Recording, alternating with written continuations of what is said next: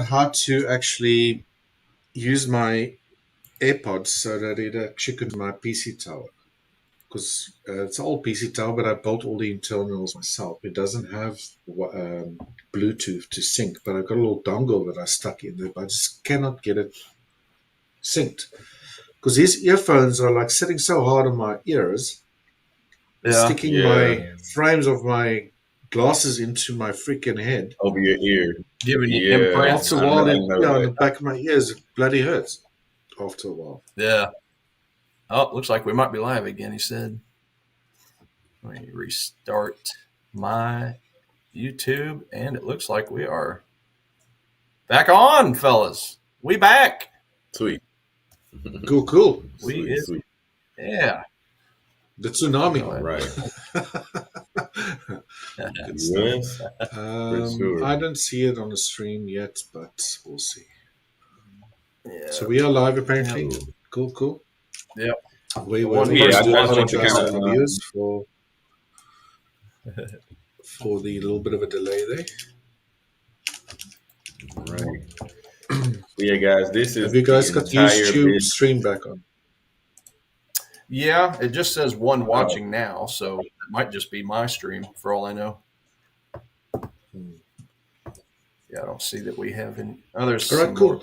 Yeah, maybe just continue there. I'll see if I can get it up on YouTube. It's gone on my side, but anyway. Oh, there we go. Yeah, perfect. Okay. Sorry about that. All right. Guess we're good to go now. Yeah, looks like it. We just lost all our viewers, is all. All right. So we can just keep on going. They'll start popping on again eventually. Yeah, keep on trucking. Yeah, we'll just keep on trucking. Right. So, yeah, guys, this is the entire business. Like, this is the model that I follow, no matter what.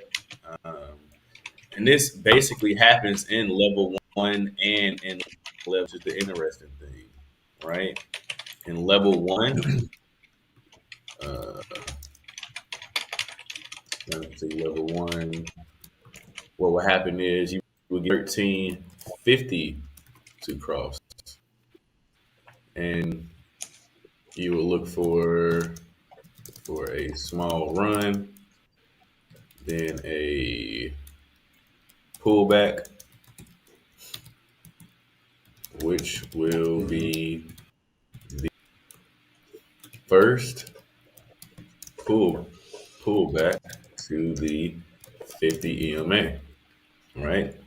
And then you're just waiting for this to end up happening, right? And that's typically exactly what happens, like every single time. And then in level 2, you're looking for that 50-200 to cross, right? And then you're looking for that M structure of the 200 EMA, and for price to close below the 13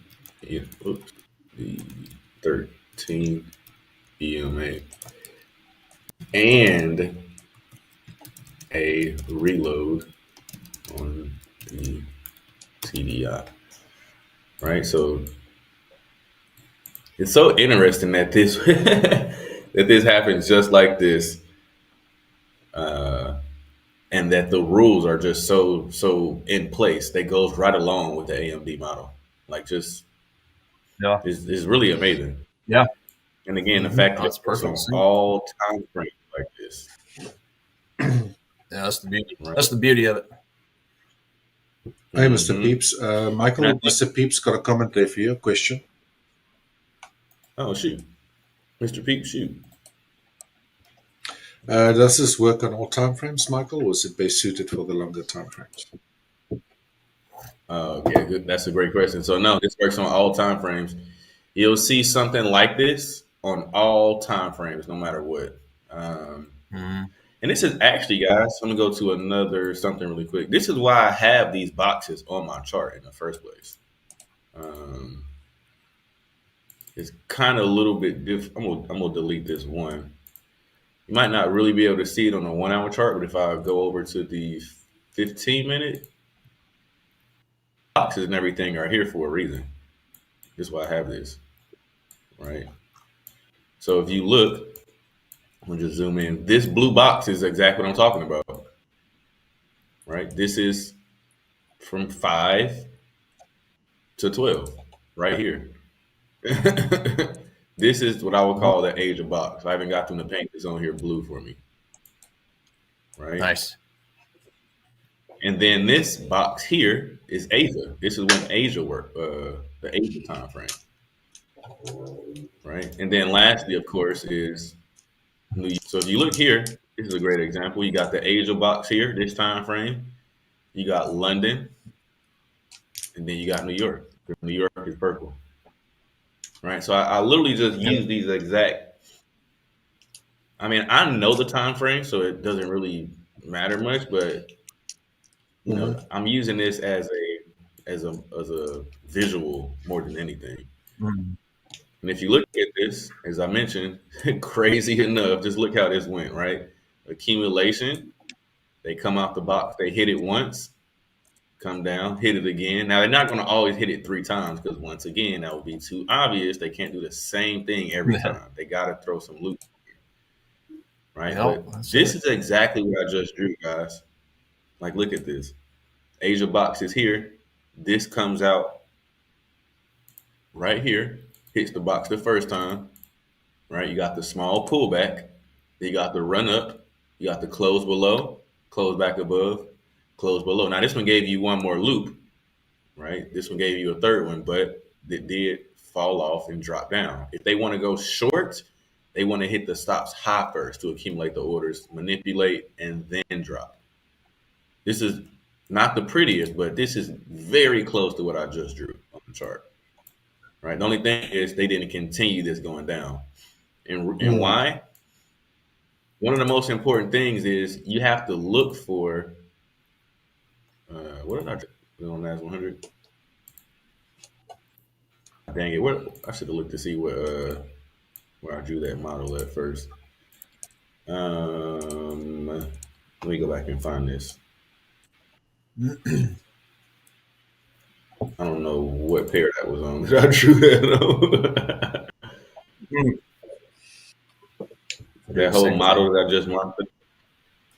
Oh, okay, so here it is. All right, so that was the best. All right, cool. So this is the exact model, right? Now, the thing is, sometimes this won't exactly how we just saw it, like on the EU, because it's not in the right zone, right? So if you try to take this in level 3, or, you know, if everything doesn't match up, it won't pan out to look like this, right? This works best when it's in the correct level, right? Like if you see this in level 3, it might not go all the way down here and continue to move down. It might just go sideways, or it might start up here and go sideways. Like you never really know. That's why it's so important to utilize this entire whole thing with the level. That's why I have this here. You want to look for this whole structure in one of these levels. That's when it works out, right? Because again, that's what it wants to do these things, but you know, it always won't, especially if it's not in the right level. Really do it, right? But more than anything, it looks just like this on a 5-minute, 15, 30, the hour, 2 hour, 4 hour, daily, weekly, monthly. It'll look something like this. Your job is to identify this exact thing, right? Right. Now, this could be. Try to do it something like this, right? Imagine this on the 15-minute chart. It'll look like this, and on a daily chart, on the 1 hour chart, this will be the second move. So this first one would be that first move that you can grab, And then this is the second move. Right? Want to enter here or here. That's it. Or here. Yep. Yep. And once um, again, I do this for a reason. It broke past this low and pulled back to this same area and flip that down. So as long as you can figure out where you are and grab one of these are the sweet spots, guys. This is the sweet spot. that's it. Yeah, I guess the only thing I would add to that, Mr. Peeps, the only thing I would add to that is just keep in mind, it's just like a lot of styles. The higher the time frame, the better. Because the big banks, they're not necessarily playing on 5-minute and 15-minute charts, right? It's a lot more on the retail side, but it's super powerful. Like Michael said, on some of these higher time frames, daily, weekly, monthly, maybe even the 4-hour to an extent. But yeah, I mean, that we basically want to look on the higher time frames to get the overall general direction, and then yeah, when you start using that same method down on the smaller time frames, then you already know your direction. If you're in a trend phase, if you're playing around in accumulation or distribution, so yeah, that's why it's always a good idea just to start from the highest time frames and then just kind of work your way down to whatever time frame you feel the most comfortable with. Right. Yeah, do that first.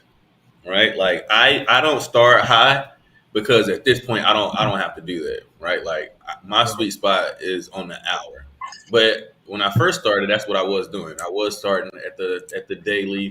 I didn't really go to the weekly, to be honest, but I would start at the daily and then go down to the 4-hour and then get to the 1 just to find out that it's not in the right level.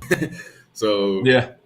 just time purposes and my style and process and approach, I just start at the 1 to see what level I'm in, and then I'll kick it up or down. Yeah. Right. Yeah. So yeah, whichever's more comfortable for you, for sure. Yeah. Exactly.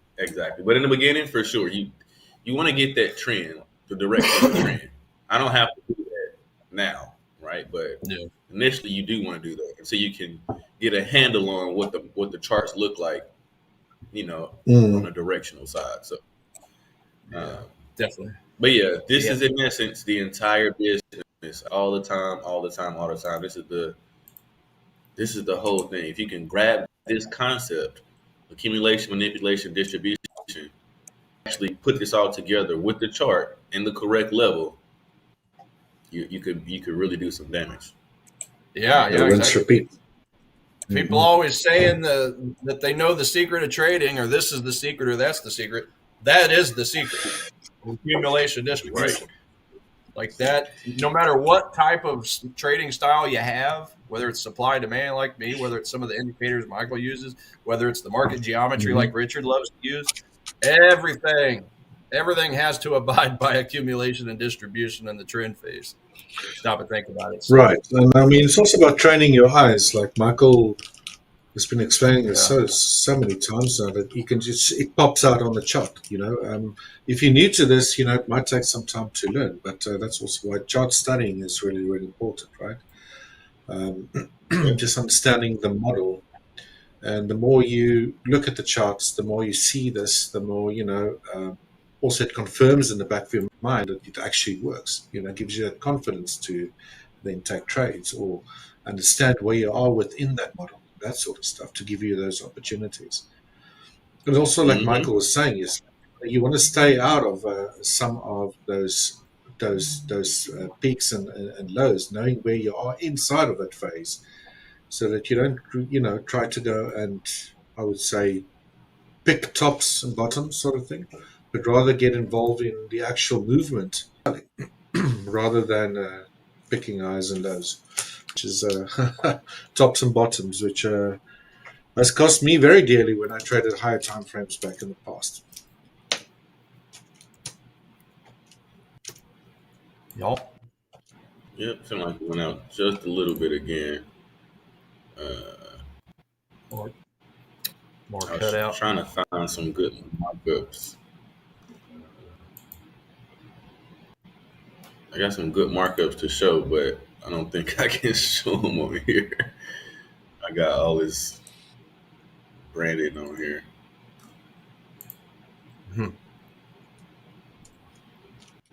Mr. Pete says Cool. Okay. thanks, Michael.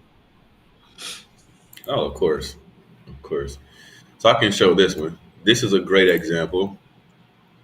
All right. I'll share this.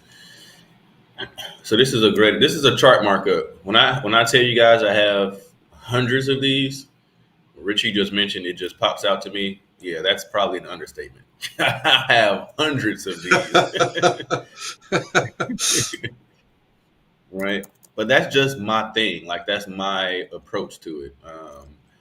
And you know how you do homework and you do chart markups. Like I have folders. I used to have like actual printed out folders, but nowadays I just have screenshots in folders, and in those folders they're a subfolder basically with the names of the actual setups. And in those subfolders, it's hundreds of the same setup. So I have 5 setups. I literally probably have 500 chart markups for all 5 pairs total.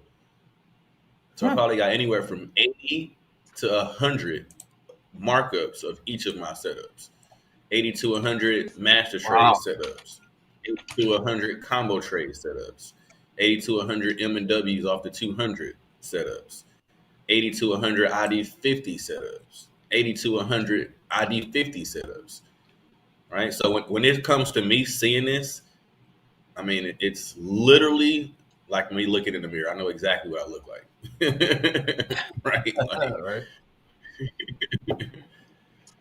So it pops out very easily for me. But yeah, this is just once again, right? This is older. This is from, if you can look at the date down here, this says June. I thought it said January, but okay, so not that far back. But perfect example, right? To the left, we got the 5200 cross. The very next move we're looking for is some type of pattern off the 200. In this case, it's a head and shoulders off the 200. It could have been a W. It could have been half a bat. Could have been an M, right? It could have been anything. But in this case, it's the head and shoulders pattern. And right when this thing confirms, as you can see, it takes off. It actually takes off past my TP. Are we looking at gold dollar? Are you looking at gold? Yep. Are you showing that? Yeah, this is gold. Oh, okay. Yep, this is gold. Gotcha. Oh, I was looking. I couldn't see your cursor. I was trying to figure out what you were pointing at. Yeah, this is so I don't have a cursor on here because this is just a picture, so it won't let me. Oh, this picture. Okay, I'm sorry. Gotcha. Yeah.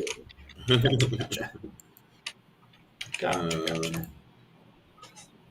But yeah, coming back to it, it's always this. This is the model. This is the model. This is everything, right? Like I swear by this. And about having the flashcards too, guys. Like I don't know, like how often people are really doing it, but I don't mean you guys, but I mean the guys who are watching, right? It's super important to get some type of system, whether you're a math person and you need the data, you're journaling, whether you're a more visual person and you need the flashcards, like, I do both. But at the end of the day, you need some type of system to help you build that confidence. Right. Like for me, with 80 to 100 of every setup, when I see one of them appear, I've literally seen this hundreds of times, like literally, no pun intended.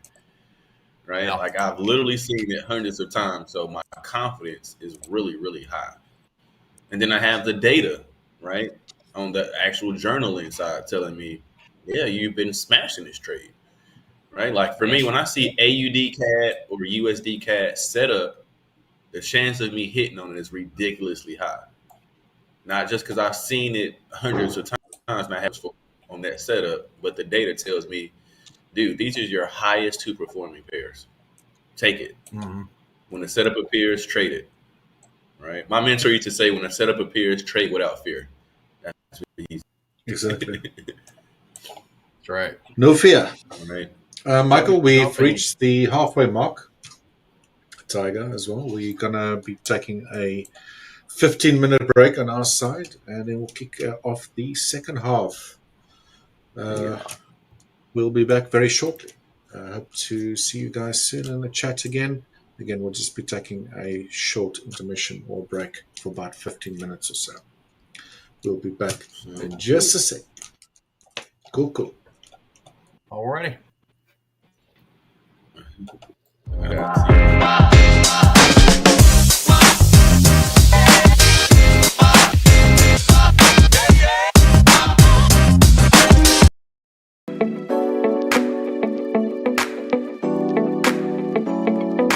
Hey, hola amigos, I'm Michael Keller, and I'm one of the trading coaches here at Hola Prime. But more importantly, I'm just a regular guy who turned trading into freedom, and I'm here to help you do the same. So this is a glimpse into who I am in front of the screens and beyond the charts. See, a strategy will get you in the trade, but mindset keeps you in the game. I started trading back in 2012, and honestly, I lost more than I won in the beginning, but every loss taught me something. It wasn't about having the fanciest indicator. It was about mastering my mindset. Living in Mexico has taught me to slow down, breathe, and be present. Trading is what I do, but it's not who I am. I'm a dad, a husband, a traveler, and a student of life. And all of that makes me a sharper trader. When I'm in flow outside the charts, I'm in flow on the charts too. This game doesn't reward speed, it rewards skill. Listen, everyone wants to flip $100 into 10,000. I get it. But be consistent, focus on execution over excitement, risk small and learn fast. And if you ever feel lost, reach out. That's what we're here for. Well, guys, that's a glimpse into my life, my story, and who I am, not just in front of the screens, but beyond the charts. I hope to see you in the session soon, and let's grow together. One day, one trade, one lesson at a time. Welcome to Hola Prime.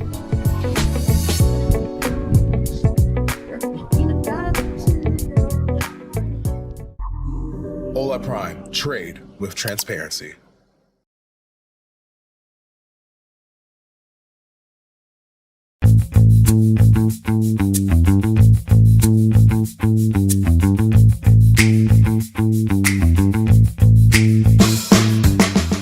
Hi there, my name is Richard and I'm one of the coaches from Hola Prime.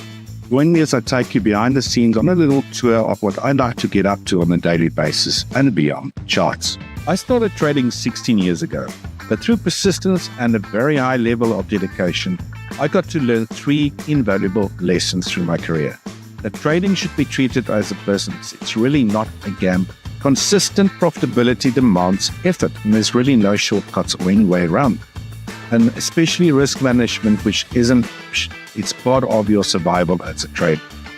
You see, early on I realized that success in trading is only 20% strategy and 80% mindset and emotion. Now, as a coach at Hola Prime, my focus is very simple. Helping traders build systems with an edge, cultivating the discipline and focus needed to execute them consistently. You see, guys, the markets doesn't care about you. It will humble you if you let your pride override rules and reward you when you execute your plan without fear or hesitation. As a trader, I like to get outdoors as much as possible. Really try to strike a balance between trading and also leading a healthy lifestyle. Leading a healthy lifestyle for me could be anything. Hiking, I love swimming as well. Today's on Hola Prime, trade with transparency.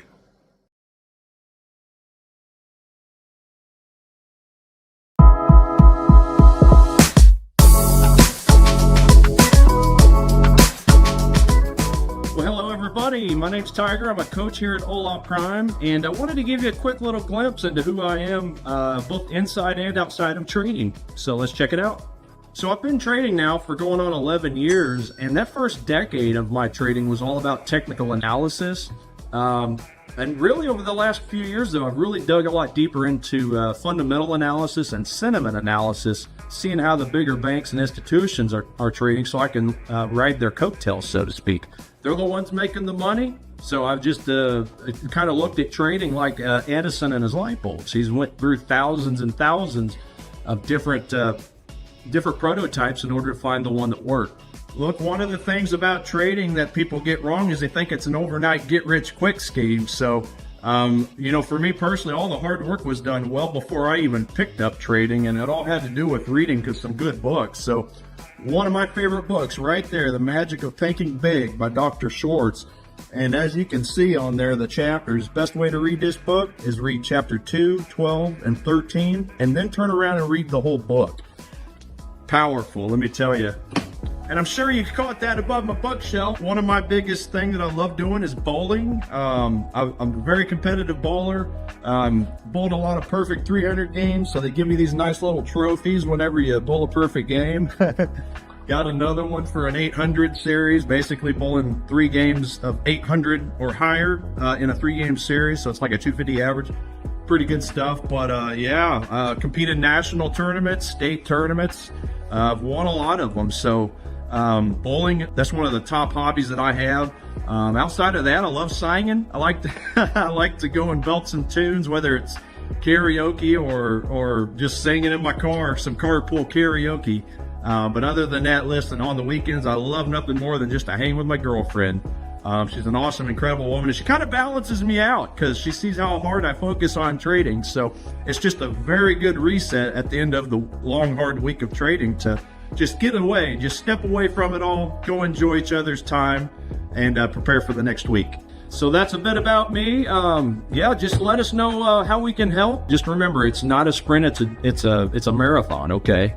The basics of trading are quite simple to learn. It's just all the nuances that take a while to really master. So just keep that in mind. Don't overwhelm yourself. We'll take your hand. We'll lead you to where you want to go. Like I say, just one step at a time. So with that, have a wonderful day. Look forward to seeing you in a session soon. Hola Prime, trade with transparency.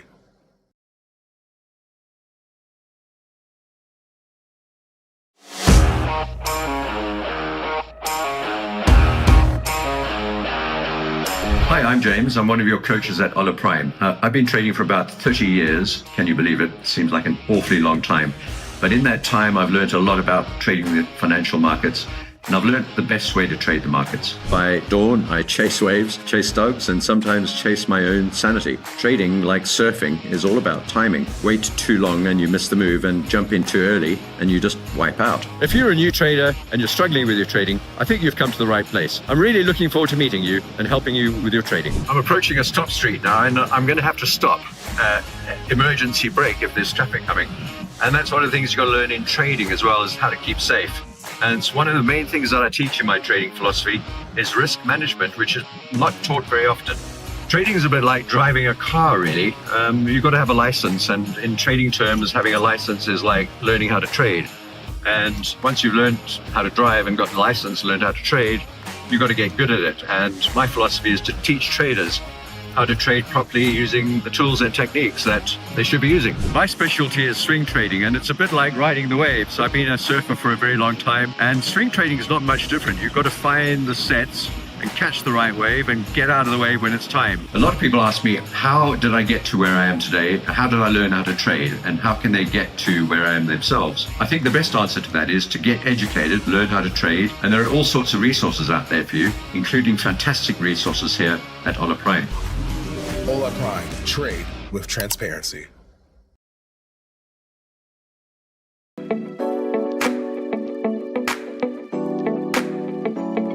Hi, I'm Paul, one of the coaches at Hola Prime, and this is a little insight into who I am beyond the charts. I started trading 5 years ago.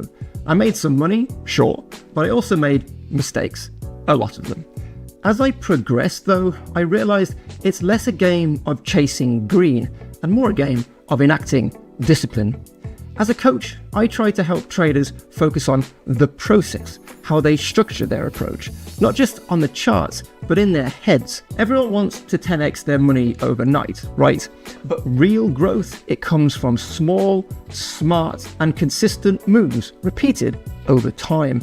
Trading is a journey, so patience is always required, but I am here to help you grow, so don't be afraid to get help.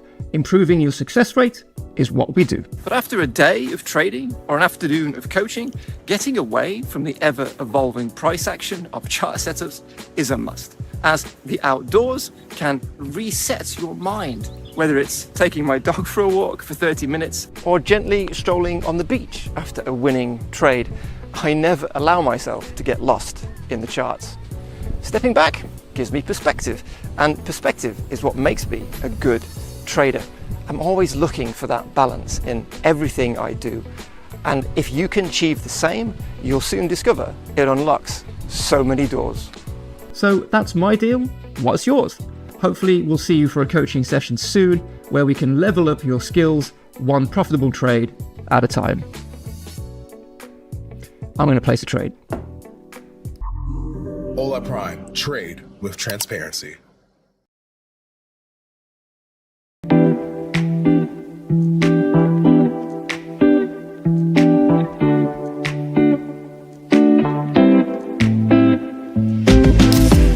Hi, I'm Sam, one of the coaches here at Hola Prime. And in this video, I'm going to give you a short glimpse into my life beyond the charts. Outside of the charts, I love to cook. Anything with fresh local ingredients has a thumbs up for me. And when the weather's good, I like to go out, have a quick jog, keep myself healthy. I started trading almost 15 years ago, and believe me when I say, it wasn't an easy journey. There was a lot of ups and downs, mostly downs at the beginning, and it took me, I would say, almost 10 years before I could actually call myself a trader. Personally, I like to travel. I like to go to different places, see different cultures, meet new people. I also like a good spa day, just sit there by a pool, relax, get a massage. You can see from the screens behind me, it's just a lot of stress, a lot of digits, a lot of moving, a lot of fast moving markets. You can't spend your whole day in front of a screen. You will burn out, and sadly, you probably won't be as successful as if you just relaxed a bit more.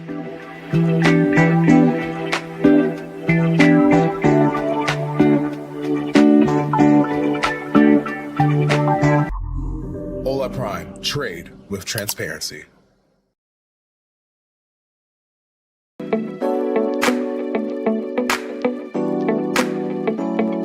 Hey, I'm Troy Epperson. I'm one of the coaches at Hola Prime, and this is a little glimpse of me outside or beyond the charts. Outside of trading, I play golf with my son. As you can see, I have a laptop and multiple screens. I've been trading for about 15 years on my own and about 25 years before that, even with a lot of interest in the market. I've realized over time that it's not about the strategy or the method. It's about implementing whatever that strategy or method is, which is super, super important to become consistent as a trader. Everybody wants to get profitable and make thousands of dollars a day, literally overnight, but it's about taking those small incremental trades just over time, taking the same boring pattern over and over again that creates that consistency and develops a discipline to make money trading currencies, futures, or stocks, or whatever you're trading. Golf is great because the parallels with trading are immense. Discipline, doing the same thing over and over again, getting your setup correct, knowing when to do a layup and when to actually go for it. All of those things apply to trading. Balance is super important and is the edge when it comes to trading. We want to be consistent, but at the same time, you've got to be patient, and you need to be able to reach out and ask a coach a question and never feel guilty about doing that. And there's no bad question. Every question is a great question because it helps you enhance your intelligence and your knowledge of the market. Well, that's a bit about me. I hope to see you soon in a live trading session. And remember, we're just looking for one good trade. And once we find that one good trade, we're going to do it again and again and again. I'll see you then. Hola Prime. Trade with transparency. Markets are unpredictable, volatile, complex, but your trading journey doesn't have to be. Hola Prime TV is now live. Every trading day, join top coaches as they break down real-time setups, key levels, live trades across Forex, futures, and crypto. From Tokyo's early momentum to London's open surge, to New York's high volatility action. We decode every move live, get sharp analysis, clear strategies, and insights that actually make sense. And yeah, we don't just break down charts, we crack a few smiles too. Only on Hola Prime TV. This is more than content. This is infotainment and beyond.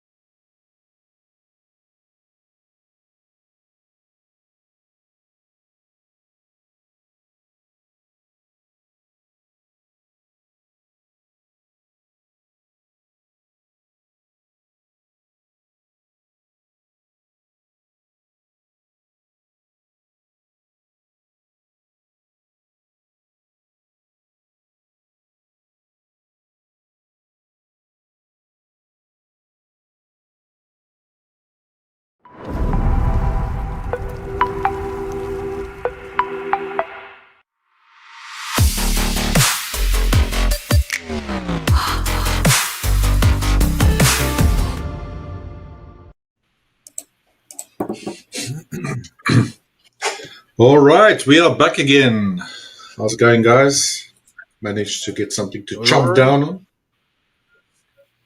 Yep, my normal granolas. Granola?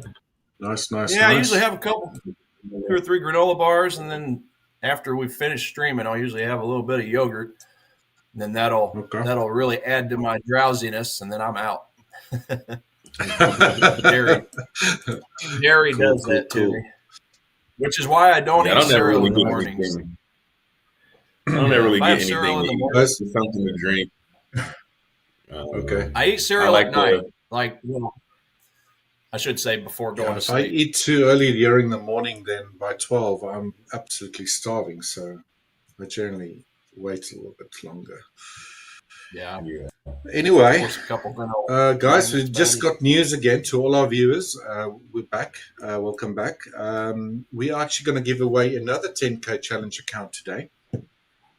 From what I've heard, we're going to do this for about another week or so, guys. So if you haven't won one of these accounts yet, today might be your chance, and maybe next week as well. So do stay tuned to the channel. Again, we do appreciate your viewership. But if you want to be eligible for this prize, please make sure that you subscribe to both our Hola Prime TV and Global YouTube channels.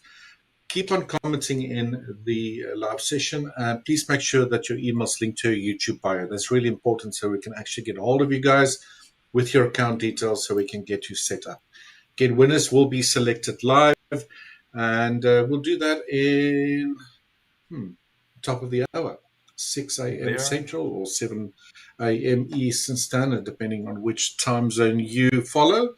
So, guys, stay tuned. Again, a 10K challenge account up for grabs today during the session in just a bit. Nice. Well, good. Nice. I did have another zone hit that worked pretty nicely for the British pound. Be happy to share it real quick if you like before you jump back on, Michael. Mm-hmm. Yeah, that'd be perfect. Yeah, just to show another example of the art looking good, right? So this is the pound Japanese yen. This is one I've been talking about for a while. We had that little retail area there where everybody was chopping to pieces. So we did have that that breakdown below. And then we had the retracement, and it ran right into this little 4-hour demand zone right here, supply zone rather. Sorry, this little 4-hour supply zone. Oh wow! Candle before that big drop, came back, touched it nicely, and then just fell off the face of the earth. So that would have been a perfect one to short into and buy to cover just ahead of the demand zone down below. As you can see, it's bouncing off the demand now. But yeah, that'd have been a nice 150 pips right there. Kind of wishing now I would have gotten into that one instead of the euro pound, because it just goes to show you the difference in ATR, right? Euro pound is about 40 pips. Pound Japanese yen is 135 pips. So it just moves a lot quicker. That's essentially why I love the higher ATR pairs. But I'm happy with the euro pound. One of my accounts, I'm sitting about $1,100 unrealized at the moment. So it's continuing to move up. It's just a little slower is all. I mean, obviously I took that one because it hit first, right? The euro pound. Mm-hmm. But cool. That right there, that just goes to show the power of these zones and power of high ATR. I mean, that one hit yesterday morning, and then it just bottom fell out of it over the course of the New York and Asian sessions.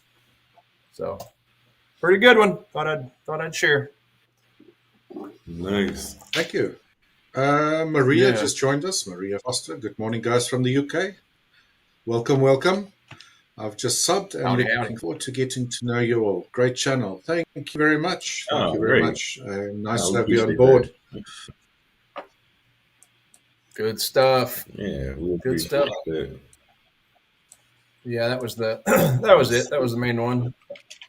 Euro pound. Nice. Yeah, my euro. Let me go to my euro pound real quick. Yeah, it's just continuing to trek up nicely. So yeah, I'm definitely not mad. Pretty happy because it's moving pretty well. It's just like I say, it's just a little slower. Showing what am I showing? Almost 1,200 on that broker, and then sitting about 128 on the GUI trades. So the magnet is helping. The magnet's definitely helping on that one. Just right up. Love it. That's all I wanted to share at the moment. Gotcha. Okay. Thank you. Yeah, we could continue here. I can go through the pairs like I normally do. Kind of let everyone know what I'm looking at. Yeah, let's flip on back to Michael's chart real quick. Yeah, let's get my screen pulled up here. Then after you're done, like I said earlier, I can go over some of the majors on the technical levels from the higher time frames. Gotcha. Okay, cool. Cool. Yeah, it won't take me that long to go through all of them because I got them still marked up from yesterday. So we'll just, if anything, just be kind of moving them a little bit and kind of taking it from there. But yeah, at the end of the day, guys, I'm going to jump into all the pairs here now. Kind of quick recap of what we're looking at. Once again, like the entire business, that market structure, what that looks like, and what zones I am interested in, right? Just to kind of add this last little to this, this would be that peak area, right, that I'm not interested in. For here, I'm going to just put peak high. PH is peak, obviously. And then even though this has not gone, make the exact M or the W in that case, I'm just going to put PL for peak low, right? So again, no matter what time zone this is, this could be a 15-minute chart. It will look just like this, right? It could be an hour chart. It will look just like this. It doesn't matter what it is. So when I come to the charts, I'm staying away from this peak high and I'm staying away from this peak low, and I'm trying to trade the zone in the middle, level 1 and level 2, right? So quick glance again at this, and then again a quick glance at this, right? And then I'm going to get into the charts here, guys. So literally when I come to the charts every day, twice a day mainly for both sessions, London and New York, I'm looking for this. Mm-hmm. This is it. This is all. This is all. This is it. Every time. I just want to identify where I'm at in the cycle. The tattoo. That's it. That's it. So let me take a quick picture of this as well. And then get into everything. One moment here. All right, cool. So now that I got that, all right, so I'm going to erase this now. All right. So as you guys can tell, this is obviously in peak high, right? This is really how I've been saying this for the past few days, but this is that peak high. It doesn't really look like it, but that's it. And you can tell that it's come off the level because we have the 1350 cross right here, right? After that, it hasn't happened yet, but you can see that this 5200 is about to cross here shortly, right? And the next move would be that enter off that 200 going short, just like I always draw, right? You want to see the market baseline come back above for that reload. And that would be what I am looking at, right? So yes, so this would be the NAS 100. Obviously, I'm not interested in this. This is way too high. Moving along to US 30, we did have this move that already happened. So let's see. Try to take this off here.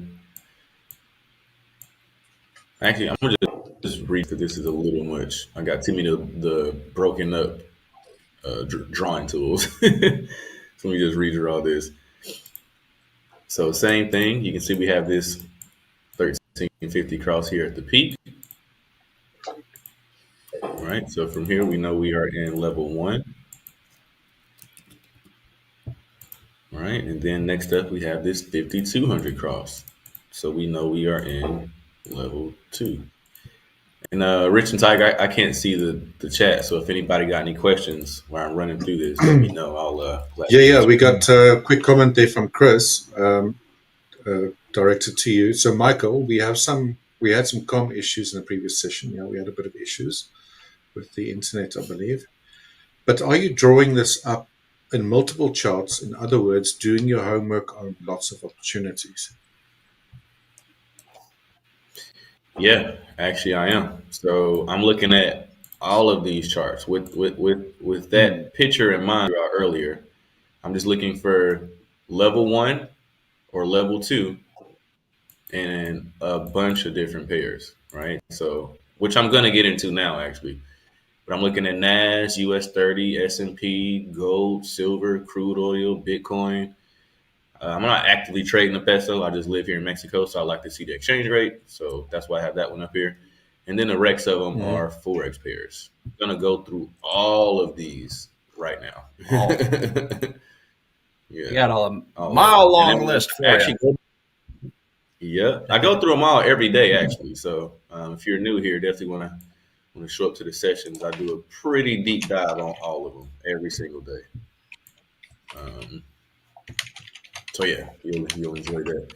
But yeah, I do look at all of the pairs, and I'm looking for this exact level 1 or level 2, if I can find something, right? Now in this case, we have this level 1 move that touched the 200, so I'm not interested in the level 1 move, right? Now we have the 5200 cross, which I am interested in at this point, right? So I will be looking for price to come back up here, give me some type of M structure off this 200 EMA, which is the white one. And I'll be interested in taking this back down to the downside. Simultaneously, the market baseline will need to come up above this static line and create that reload. This is where the orders are activated at, part of that manipulation phase. Right? And I'm looking to short this, and that move will look something like this. Excuse me. Right? This would be the M off the 200. This is the move I'm looking for. This is one of my 5 setups that I have here. And just to kind of give you a little bit more context, we'll walk through them all and I'll show you the difference. But I do have 5 setups in my playbook. And they are, 1 is my master trade. 2 is my combo trade. 3 is my ID50 move. 4 will be my M or W off 200. Then 5 will be my money trade. Right? Each one of these have their own characteristics, their own confirmations, their own checklists. Although they're all pretty close, there's still slight differences in all of the setup. So when I come to the chart, I'm looking for, again, what level I'm in, peak high, peak low, level 1, level 2. And then I'm looking for one of my 5 setups that's based off of where I'm at. My number 1 and number 2 here, which is my master trade and my combo trade, those typically happen in level 1, right? And then the combo trade, the ID50, the M&W, and the money trade typically happen in level 2. However, number 5, the money trade, could also happen in level 1. Right, but not to be too confusing, I'm looking for something. Like in this example, I can see I'm in level 2, and in level 2, I'm looking for the M off the 200. So that's why I want to see a pattern and a chain of reactions that look just like this, right? Price pulls back up, give me that M structure off the 200. Market baseline comes above the static for the reload, and I'm short. This would be a nice trade if this was to set up something like this. Right, risking $1 to make $2.64. Not bad at all. I would take this trade. Nice. Okay, man. S&P 500, same exact thing for the most part. Now this one's a little funky looking, but you can see we have this peak high here. Yeah, this actually moved twice, but same exact thing. So this was in level 1 at first, as you can see here, because the 1350 crossed and it came back up. Then it crossed back again. So this is still level 1. And reason being is it's still level 1. It's right on the verge of being 2. But right now it's still technically level 1 because the 5200 needs to cross for it to be level 2. Right, and it's how you can always easily tell. That's why I like these EMAs, because you can easily spot what level you're in. Right, so same thing as the last one. I'm looking for this to price up, give me that M structure off the 200, drop.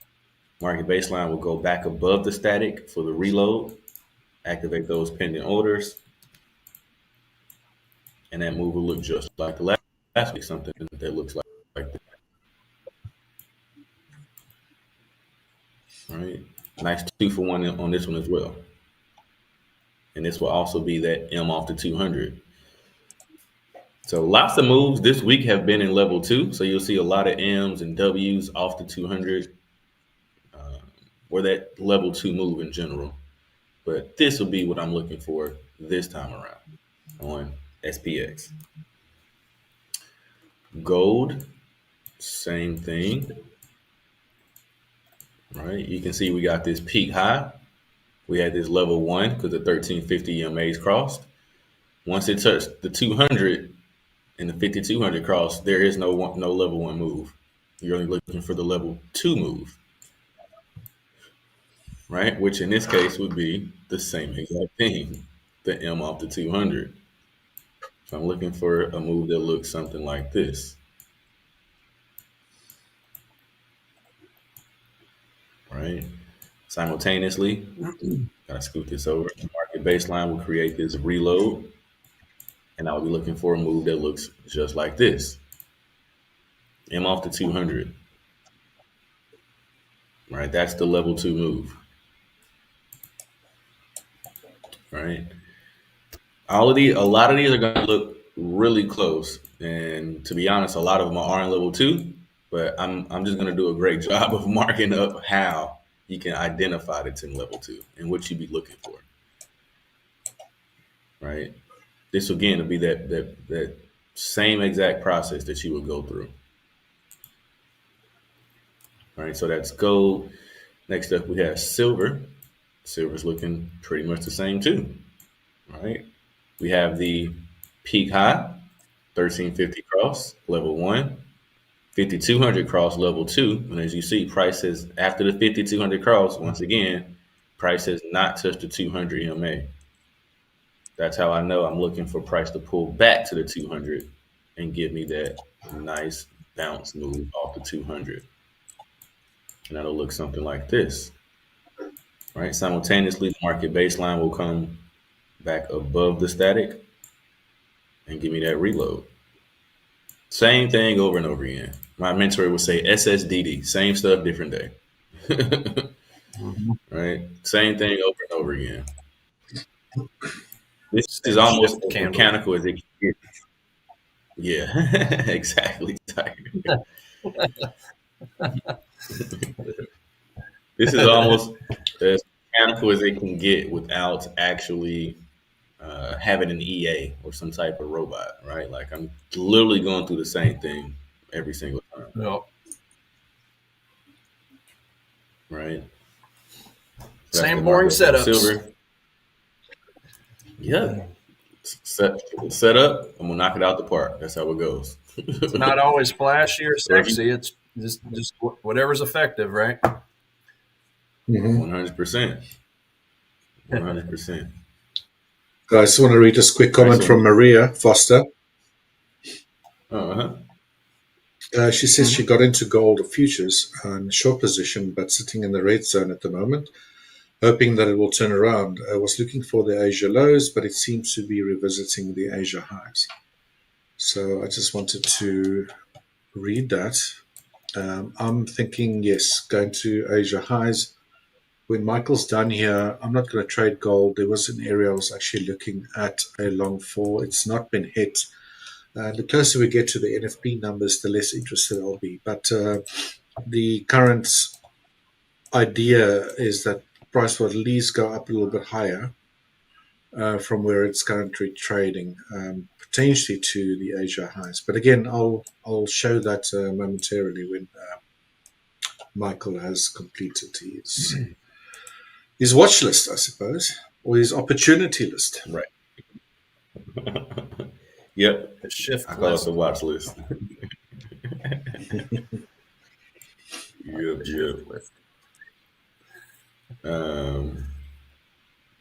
So cool, yeah. So Rich will go through that here in a bit. Where were we? Silver. Okay, so yeah. So this will be silver. So let's go to the next one here. Yeah, so crude oil. Crude oil is in the same level, except it's going the other way, right? We have the 5,200 cross upside in this case. So we want to see W's off 200, not M's. M's are for shorts, W's are for longs, right? And that move will look something like this, right? Simultaneously, the market baseline will go below the static for that reload. And boom, I'll be looking for a move like this. You guys will notice every time I circle the 5,200 cross, and right when it crosses, if you look to the left, you'll be looking for if price touched the 200 from there. And 9% of the time, if I'm drawing it like this, it hasn't. So you're going to notice on all of them that price has not touched the 200. And once the 5,200 crosses, the next move in the cycle is the move off the 200. Which is why you want to be looking for some type of pattern off that level, right? If you look at this one, I'll just go back to the last few one. 5,200 cross, it has not touched the 200. 5,200 cross, price has not touched the 200. 5,200 cross, price has not touched the 200. 5,200 is just now crossing, so that doesn't really count. But again, it has not touched the 200. 5,200 cross, price has not touched the 200, right? And 5,200 is about to cross here shortly. So yeah, that is easy to see, and you can spot it because that's how you know, again, that markup that I drew, that's the next move in the cycle. It's for it to pull back to this level and bounce off of it, right? With the pattern, of course, and 4-hour confirmation. Yeah. Right. Yeah, you might moving on. You might have something putting into a bot. Now that I think about it, I tried, and I'm down like Thought about that? 14,000. Yeah, I'm down like 14,000. Somebody trying to get somebody to plug this in the right way. It's been a nightmare. I've tried like several times. I'm like, I'm not gonna keep throwing good money after bad. Like, I don't know. I Yeah. haven't found a dev who actually program a bot the way I need it to be. Because like, no matter how many questions I answer, no matter how many calls we have about it, it never gets right. And I'm like, all right, I'm wasting my time and my money with this. This is getting on my nerves. Oh yeah, it gets very Good expensive if you found fast. Found a developer that's also a trader. That'd be the perfect thing, huh? Yeah, that's true. My partner who trades with me, I taught him everything I know about this. Actually, he's been trading for about 6 years. I say he's my number two in this whole thing. He's actually good, but he's not far enough to build it just yet. But he has someone who's doing it, and he's taking on this task because I told him I'm like I'm done with this. I can't waste any more time or money to figure this out. I'm tired of these calls that never get to the result. I'm like, dude, you can do this part. He's in school for like cybersecurity, and he's really good with like programming and stuff. So he's taking on that task. I'm stepping to the side and letting him take care of that. Well, someone's doing it. Let someone else sort it out. Yeah, exactly. This is where delegation steps in. Because Michael, we got another question here, directed to you. This time from Maria again.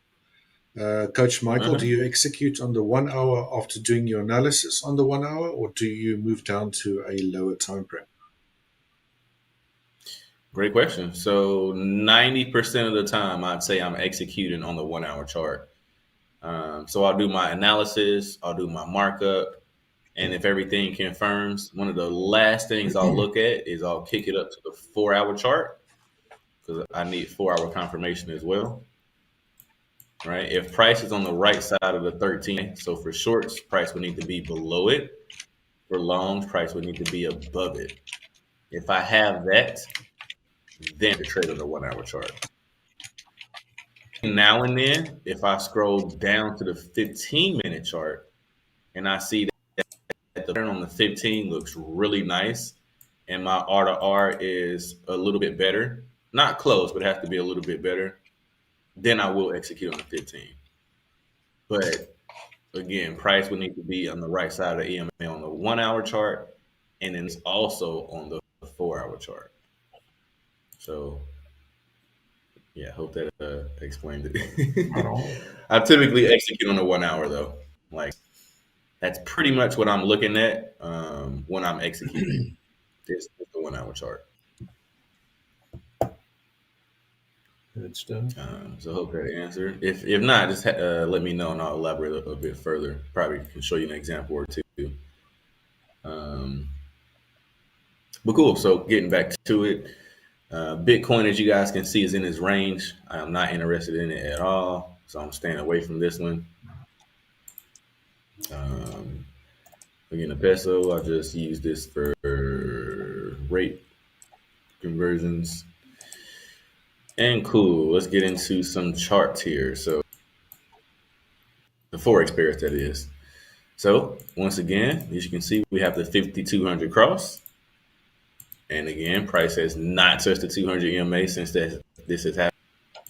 So I can easily tell that the very next thing that needs to happen is the M off the 200. All right, give me some type of M structure off this 200 level. More than likely back down to here. I'm always pretty much targeting this ADR low. Baseline is already pointing up, so I need to go ahead and finish. Come back down for that reload for me. And that move will look something like this. All right.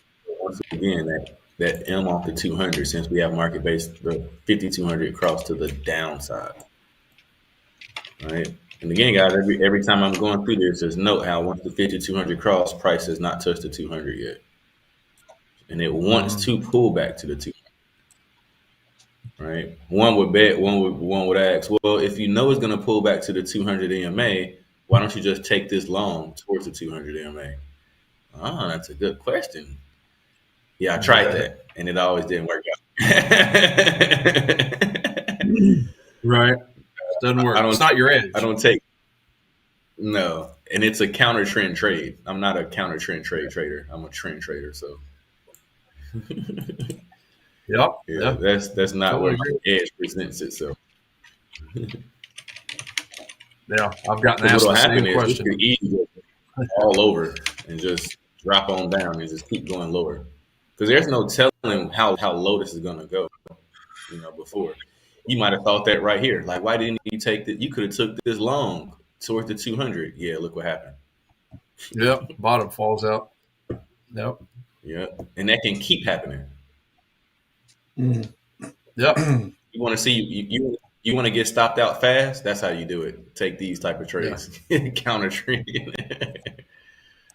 That's where the trading gods are really watching you, because when you're not doing that, it's of course going to go up. But the minute you get into that trade, no, it's going to continue with the trend, because at the end of the day, the trend is going down. Exactly. It's Michael's people that watch him and watch us now. Me and Richard are on the list with our trade. For Michael's people. You guys are in the hit list. We've been infected, Richard. Yep. Yep. Love it. So cool. Moving along over here to EJ. So perfect example. Right now, you see price has actually gone back to the 200. We got the 5,200 cross. This is the first time that price is actually touching the 200 since the 5,200 crossed. Right. So now we're talking. Now we can kind of start looking at this level. Right. The other ones I kind of pointed out, they're far away from it. This is an example where you want to take it off at the 800 because it'll probably bounce off after that. But yeah, that move will look something like this. Right? Same thing. And notice again, Tiger, you mentioned about putting 800 EMA on because it bounces off this level, goes going towards the 200. So here's another example of that happening. Yeah. Yeah, I noticed one or two of those yesterday or the day before when you pointed that out. Mm-hmm. Because there was a demand zone floating right through. Yeah, and it just matched up perfect. I believe that might have been the Euro Jet. Yeah, that level is pretty good. It always seems to happen that way. Right. Yeah, this is the next move on EJ. Moving right along here, we have EC. All right. Once again, not making this up. This is just how it appears on the chart. I promise. You can see this once again. The 5,200 has crossed, yet price has not touched the 200 yet. But as you can see, and now it's just trying to pull back up. If you look at the market baseline, you can see it's pointing up. It wants to go back towards the 200. Watch the next move in the market maker cycle. It's the bounce off the 200, or the move off the 200, rather. Mm-hmm. Right. Market baseline is pointing up. You want it to continue to go up. Give us that reload short. Right. Nice 1 for 2.5. Super, super nice. Right. So that's the move on EC that I'll be looking for. Next up, we got EN. EN worked out perfect. This is an exact example of when this does set up, this is why you take the moves. This was my trade of the week. I probably won't have a good trade today because, again, it's NFP. But I took this trade on Monday, and this one that worked out nearly perfectly. Right? You got the level 2. You know you're looking for that M structure off the 200. And look at this. Man, if I tell you this wasn't a perfect trade, M structure dropped right towards this 800 EMA. Outside the band, as you can see, price gave us the reload as well here.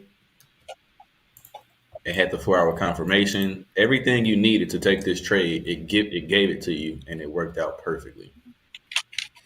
So when you talk about an M off The rest of these I pointed out, and it was off the 200, right? That will be next. But this is I've seen this happen so many times in hindsight. I have so many flashcards, and I know my setups that I can easily see this in foresight now, right? This move is going to take a minute to happen, but I've seen it, once again. So when I can see this move happen on EN, when this sets up, I have a high probability of hitting on this trade, right? Especially based on everything I just even showed today. Like beautiful, beautiful, beautiful. This is one that actually played out. Not almost going to happen, but played out. 5,200 cross, move off to 200. That's the next play. It's as automatic as it gets. Guys, I'm just gonna pop out for about 2 minutes. I'm gonna re-log in. We've got some latency issues on my side. We'll see if that resolves things. I'll be back now. Sounds good. No worries. Sounds good. All right, just continuing here. As you that's guys can see, same. I'm sorry, I was just looking at the euro pound that you're looking at. So same That's thing. my trade. It did kind of come to a little bit of a pause, I will say. But it's funny though. Once again, this bounced right off this level, right off this 800 EMA. Once again. Oh yeah, that's the one that we were looking at yesterday or the day before. Yeah. That. Right through the demand zone too. Yeah. So same thing. I know you're long. I will be waiting for the short. That will be my move here. All right, I'm back again. Sorry about that. Okay, cool. Good deal. To go towards this 200, give me that M pattern. Short once again. Right? Prices after the 5,200 cross, prices just now getting towards the 200. Right? So that's my move on EG. EA was a scenario where it's set up, but the R to R was off on this one. And this will happen. You'll get everything you need, but the risk to reward will be a bit off. Right? So you got the 5,200 cross. You have this beautiful M structure here. However, in this particular example, you can't take the trade in front of a major EMA like the 800. You want it to close below, which would be this candle here. Right. So by the time you get it to close below and you're targeting these lows, you can see you're risking $1 to make 64 cents. And that just does not work. So this is a pass. Yeah.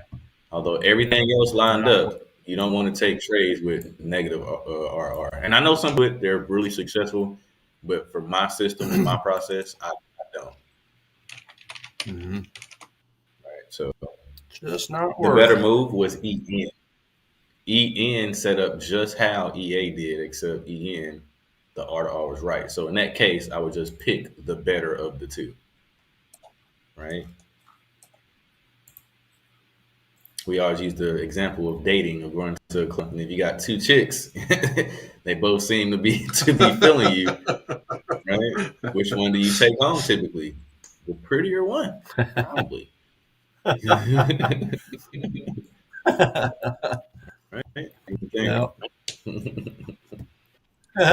Same thing. Facts. But the other one just has such a good personality. Right. Right. Yeah, there used to be a commercial here in the U.S. No, I was just gonna say there used to be a commercial here in the U.S. Where the girl was getting a job interview, and every question the interviewer asked, she said, "Well, I don't know, but I have such a nice personality." That's what that reminded me of. Yeah. Personality doesn't no one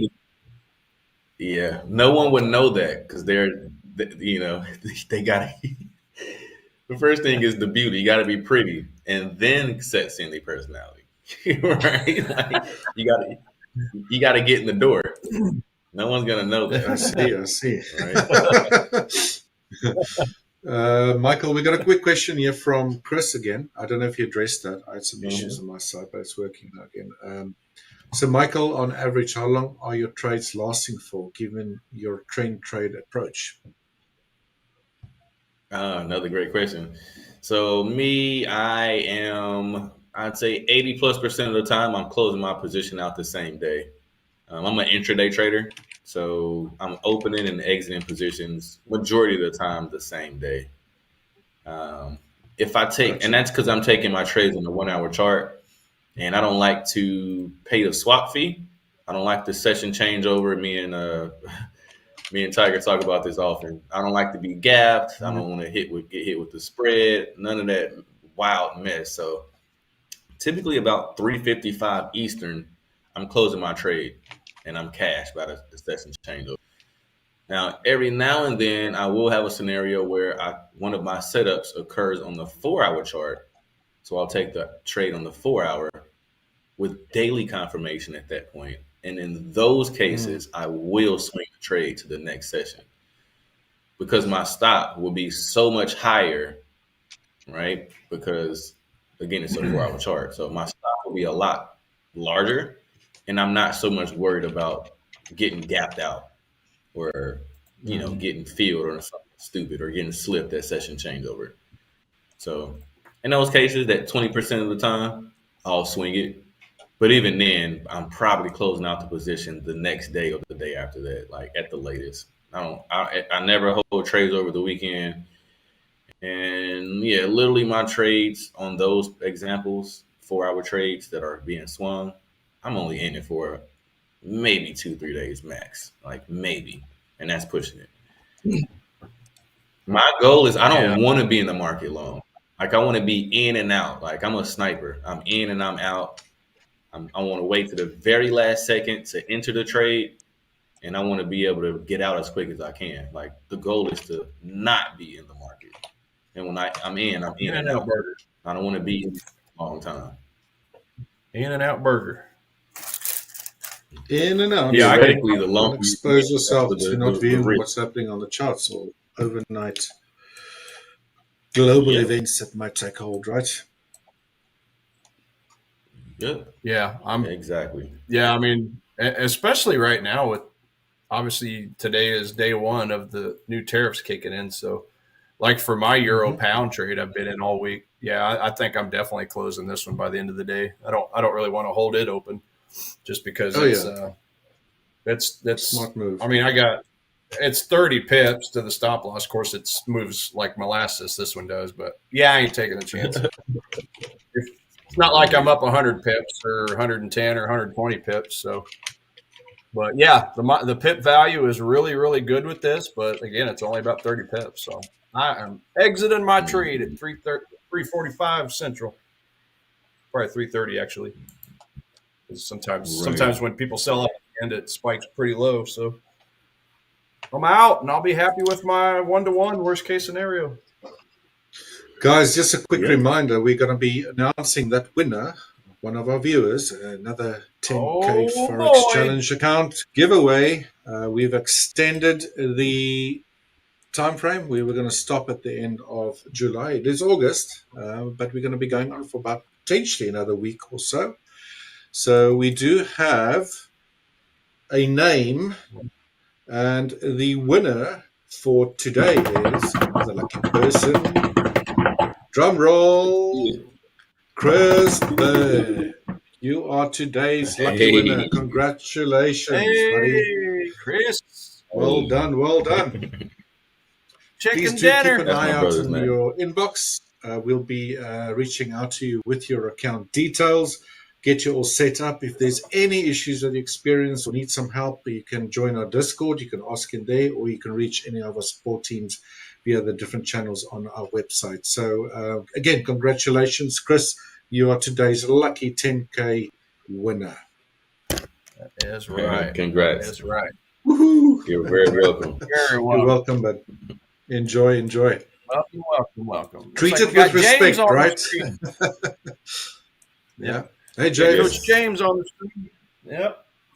I love watching his show right after ours. Him and Paul, they're pretty awesome at the way they do their show, and very entertaining show they have. And man, they're smart. So yeah, after you guys finish our stream, highly encourage you go check out Coach Chris, Coach Paul. They kind of do a little bit of a preview of the day to come. So it's great stuff. So had to throw some love at you there, Coach James. Absolutely. Absolutely. Good stuff. Good stuff. Sweet. Well, congrats, Chris. Good job, buddy. Good job, Chris. Nice. Shall I continue, or do one of you two want to show something quickly? I could quickly go and show gold, what I've been looking at this morning. Let's see what you got, Richard, because I know Maria had asked about that. Yeah. Yeah. So maybe switch over to my chart, please. Yeah, we left off on EA, so I'll get back to EA later. So this is gold. I believe Maria was saying that she was short gold on the future side of things, a little bit in the red. I don't know if you're still in it. This is what I've been looking at pretty much around about, what was that? Like an hour, more than an hour ago, around about here. Obviously price has been coming down pretty hard over the past few days, right? But this morning, or actually last night, this is an Eastern Standard Time, this chart, we've had a 5-wave move to the upside, or 5 faves sequence to the upside. Very overlapping, but generally that either means a leading diagonal. So if you do get, let's say, a move against this, in this case, after price moved upwards, then it could potentially just be corrective, meaning that there might be another leg upwards to follow, right? So I also use pitchfork analysis to try and figure out where price might find support and resistance, and also where to potentially set my targets. You can see how price, when it broke above the center median line, this is a shift pitchfork, how it sort of like stayed above there. And I actually had a fair value gap right there, which I was waiting for, and it just missed it. So did not get into this trade, and to be dead honest, I don't want to be in it very long either with the NFP numbers. That's still going to come out a little bit later. But if I just had to switch some of my indicators on here, interestingly, after this 5-wave segment, we also had a corrective structure that gave me what I think could potentially be a B wave of a zigzag right into this large fair value gap over here. And that's that one I manually drew myself. There's one I just printed now as well, a few minutes ago. But just to clear things up a little bit so it doesn't look too cluttered, that's what I've been expecting. The price has now reached where I would have wanted to target. I did not take this trade, but to be dead honest, I would really not try to swing this to the upside a little bit further if I was in it. That would have been where my target would have been. Again, I didn't take this. Price didn't make it into the zone that I wanted to execute a trade from. It stayed pretty resiliently above this center median line, and has now reached this upper median line. So that would have, in my books, been a perfect target to take off this trade. Again, considering that the NFP numbers are going to come out a little bit later, price might just continue doing this, right? And then break up, down, or wherever the case might be, depending on market participants' reactions to the news. So, if you look at the time zones, we've just taken out the Asia high. Just now, pipped it. It was sort of stuck in it during the London session thus far, and we've just taken it out now. So are we going to head lower now again? Are we going to stay sideways? Are we going to move up? Are we going to go down? I have absolutely no idea. So my idea was just to take a short-term trade. But again, I did a small little trade this morning on the pound US dollar going short. Wanted to get into this, but unfortunately I didn't. Price just did not make it into my zone. Again, on days like these with the NFP numbers, I can also afford to be rather complacent, right? Or, really, really picky, or nitpicky, as Tiger would say, about where I want to enter. Okay, very close to my entry area. but I did not pull the trigger. I wanted the price to get into this fair value gap, which it didn't, and unfortunately, the train has left the station without me. But that might have been it. It might have not. Who knows? So that was my view on gold. I gotta say, it's such a pretty color of green you got there, and it makes me want to eat some candy apple Jolly Ranchers for some reason. I don't know why. It's just a pretty shade of green.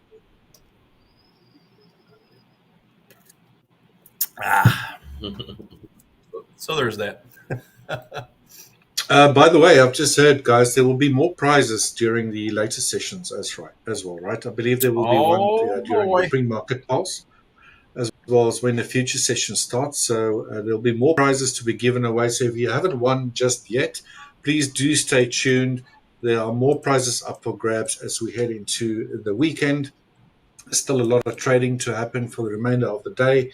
So again, to all those that have won previously, congrats. I hope you enjoy your prize. But if you haven't, don't lose faith. We've been giving them away like hotcakes. There will definitely be more opportunities for you to get one of these accounts. So like over passing out cards. That's right. And you get a card. And you get a card. Again, guys, if you want to participate for the next draw, you need to subscribe to both Hola Prime TV and Global YouTube channels, right? Comment during these live sessions and make sure that your email is linked in your YouTube bio. Otherwise, we cannot reach you with your account details to get you set up. Very, very important that you do follow these steps. Otherwise, you won't be eligible. Or even if you do win, and we couldn't choose someone else, then we might have to give it on to someone next in line. So please, guys, all these winners will be selected live. Please do stay tuned for all our sessions today if you have the time to do so. We enjoy you guys. Appreciate your time and your comments. Again, if you haven't won a prize just yet, there will be more up for grabs a little bit later on. Otherwise, it'll go to somebody whose name rhymes with Liger. Yeah. Right. Give me a quick second, guys. I'll be right back. Oh, yeah. That'll be inside trading, won't it? It's a Liger. It's a Liger. Did Michael quickly pop out? Right. So that was my view on gold. Tiger, I don't know if you want to show something there. Yeah, I can go over just the majors. I'm not really. I mean, I'm keeping my eye on a few of them. So, yeah, back end. If you want to flip on over, I'll just give everybody just kind of a technical look at what I'm looking at for in general. Now, on all these majors, I'm not interested in trading all of them. Maybe a couple of them, but I can at least show some technical setups because, as always, I got to have a fundamental and a sentiment reason to buy or sell something. I gotta look at all the economic reports as a whole, and then that helps me to kind of create a bias. But what I can do once we get my chart moved over, or once we get my chart set up, is I can just kind of look at a higher time frame view of these majors, because I know that the majors are quite popular in general with Forex traders. So it's good to at least have an understanding of which direction they're going. Are we high on the curve, low on the curve? Obviously the trend, right. But most importantly, the way I trade is where are supply and demand zones in relation to the trend, the curve, and then I can kind of go through, which ones to avoid and which ones are actually in play. So yeah, let's just get my chart up back in, and we will take a quick peek at a few of these. A looky. A look-see. A little bit of a look-see. Whenever my chart comes up. There we go. James there we go. So, James. Yeah. What's that? Or James? James was saying in the chat there, or James. Ligers or James. No, you guys are not eligible. Okay. Darn it. We're keeping notes. That's all right. I got a couple here. So yeah, just looking, just starting with the euro dollar. It's obviously one of the most popular currency pairs people like to trade. So as always, we want to start with the trend. Which way are we going? Well, we've clearly been up for quite a while, but we have kind of broken down a little bit. We did make a lower high, and obviously we made a lower low, right? This low actually came below this low. So, it's really towards the top. Remember, we just showed the distribution phase earlier when we were going through that little graphic. So that's essentially what's going on here, right? Potentially. And I say potentially because, yes, we do have a confirmed lower high. We do have a confirmed lower low. So if you're looking at it on a technical basis, it's a reversal, right? I mean, obviously, it'd be nice to see another lower high, lower low, just to confirm that it's a strong downtrend. So, now that I see that, I'm looking at where am I on the curve? Well, the curve is very simply the current low and then the current high. So this, as always, is where I like to just kind of be silly and draw up my flag, right? my Hungarian flag, which I haven't whipped out for a while. Oh, wow, that thing's big. All right, so we just essentially, we do the top of the flag to the swing high and the low of the flag to the swing low. It's as simple as that. So that's the basic rules is when you are high on the curve, you have permission to sell or short sell. When you're low on the curve, you have permission to buy, right? That's green is buy, red is sell. So if you're mucking around in the middle, you're diddling in the middle. So for me personally, I just like to wait for those nice pullbacks into the red and find a supply zone somewhere in here to sell. Now, obviously on a 4 hour, we got one up here. So we'd be basically looking for something like that potentially, right? Let me get that sized a little better. Yeah, there we go. That way the bottom of the flag is even with the low, the top of the flag is even with the high. So that's just a basic structure. Now, you can obviously look for retracements to the 50%. It's a very good number, 61.8. It's really just dependent upon your risk tolerance. But for me, and a good example for this would actually be, honestly, the Bitcoin right now.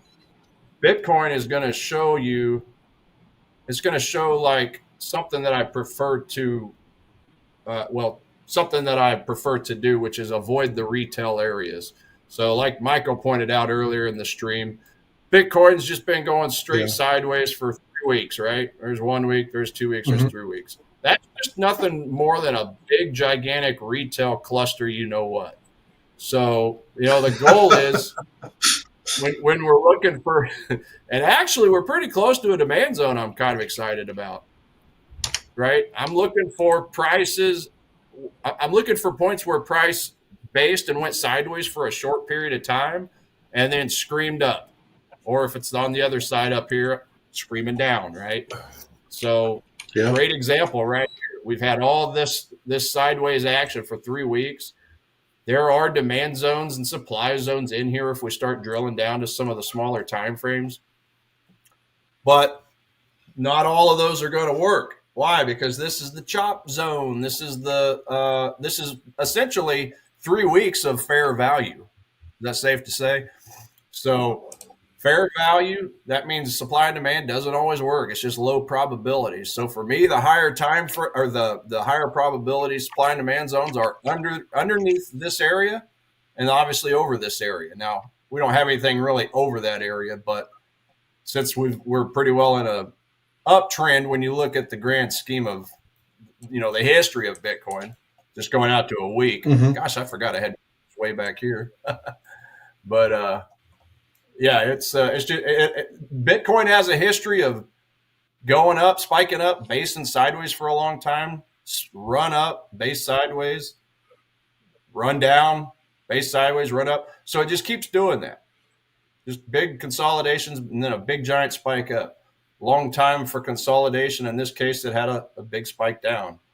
Base for quite a while, sharp screaming spike up, base sideways for a while, scream up, base sideways for a while. Now we're just looking for it to do something, scream up or scream down. So the goal is avoid all this chop fest. This is essentially diddling in the middle. It's just a bigger white part Look of for the your flag. areas. Wait for it. Right. Yes. So me 100%. personally, I'm keeping an eye on this 2-hour demand zone right here. So that's the last. And again, every time I have my order block tool, it colors it the other color. But last red candle down before a giant spike up. So that tells me there should be some unfilled orders in that area. So when price revisits, obviously what's going to happen is all this area down here, there's going to be there's going to be stop losses, right? People that are buying here, buying here, buying here, buying throughout there, they're going to put their stop losses down here. They're probably putting stop losses right in my demand zone as well, right? So the institutions like to find those out of value supply and demand zones. So they collect the liquidity, they collect the unfilled orders, and then they buy up. Now, if that one were to fail, I've got an even better one below, because this is actually a 12-hour zone. If I type in 720, pull up my 12-hour chart, got that last red candle down before a big overall spike up. So that's a 12-hour zone. And then dropping it back down, I've got, I believe I had a 1-hour zone within that, or maybe it was a 2-hour. So this is the confluence I like to see. I got that red candle right there within my 12-hour demand. It's confluence. So, but what I love the most about that one there is that blue line. If I go all the way to the left, that was a former resistance point back in time. Mm-hmm. Resistance becomes support. So if I can match up one of those resistance or former support lines inside of a supplier demand zone, in this case, it's just ahead of it. So that's what I like to see, because ultimately I didn't mean to move that. Ultimately, what I want to see is price drop through, collect all this liquidity. We'll try this demand zone out, but if it doesn't work, we're going to have more liquidity and more unfilled orders in this area. So have price bounce in. We look for a bullish engulfing candle, a candle with a tail. I want to see volume pick up at least 2 times more than the previous couple candles, just to show that the institutions are stepping in. Okay. I mean, retail traders, yeah, but the institutions are the ones that move money. They're the ones that move markets. They're the ones that make all the money. They've got millions of dollars in their orders. They're having to kind of, they have to just kind of buy a little, buy a little, buy a little. That's the accumulation distribution model we showed earlier. But they need all this liquidity to fuel their order, plus these unfilled orders in here. Mm-hmm. So yeah, that anytime I find a demand zone or a supply zone, if I'm on the opposite side, I don't want to trade it if it's inside of a sideways accumulation. The Nikkei was another good example. So here's another one. So Nikkei I've got as a bullish bias because of all the fundamentals. So at one point we had a sideways movement, a retail chop fest, right? So definitely was a place to avoid. Now price did end up moving up, and now on a smaller time frame we got this little retail area here. Okay, this is one that worked out the other day. So price based, consolidated. That's the master pattern in effect. Liquidity up, liquidity down, liquidity higher, liquidity lower, right into a demand zone. Price moved up, of course, while I was sleeping. I went over this one earlier, but just wanted to show that, when price is going sideways, it's diddling in the middle. So let price manipulate its way out, find some unfilled orders. And that's not always guaranteed. I mean, that demand zone could have very easily failed. Supply and demand is not the end all be all. But the probabilities are higher when you get out of the middle. So I just wanted to point that out. But yeah, back to the euro dollar. if you're wanting to take a stab at this to the downside because it has officially created new lower lows, new lower highs, then you would just essentially want to have a pullback into a supply. So, I mean, we got one there, but I would prefer probably a little deeper. I don't really see anything there. Yeah, literally, unless we go clear back to the top. So, probably not the greatest example because it hasn't been trending long. So I probably would rather just not show that as an example. Let's go look at something else that has been trending. Okay, so the dollar yen. Okay, this is a lot. This one's been going up a lot more, right? A lot longer. It's got a little more history. I've got a little more information to work with. So if we've got higher highs, higher lows, okay, well, let's look at the 4 hour. Let's look at the 4 hour and see if we can find a zone. Okay, I do have the one zone here. On this demand zone here, I got this little retail area over here where price just based sideways for 4 or 5 days, it looks like. People getting chopped to pieces, and then price ended up going under, going above. Now I just need to find a demand under that area.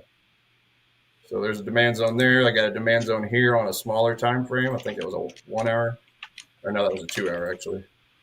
So yeah, I got that 2 hour demand zone right here. Got this 4 hour demand zone here. But the important thing on demand zones and supply zones is when price does base and then leave, I want to see Richard's favorite. I want to see a fair value gap. Right. So the top of the basing candle to the bottom of the second candle after. That's what I want to see. Because that shows me that when price exited that basing structure and went up, that shows me that it had some gusto, it had some strength. Ideally on better, on good volume as well. That shows me that's institution stepping in.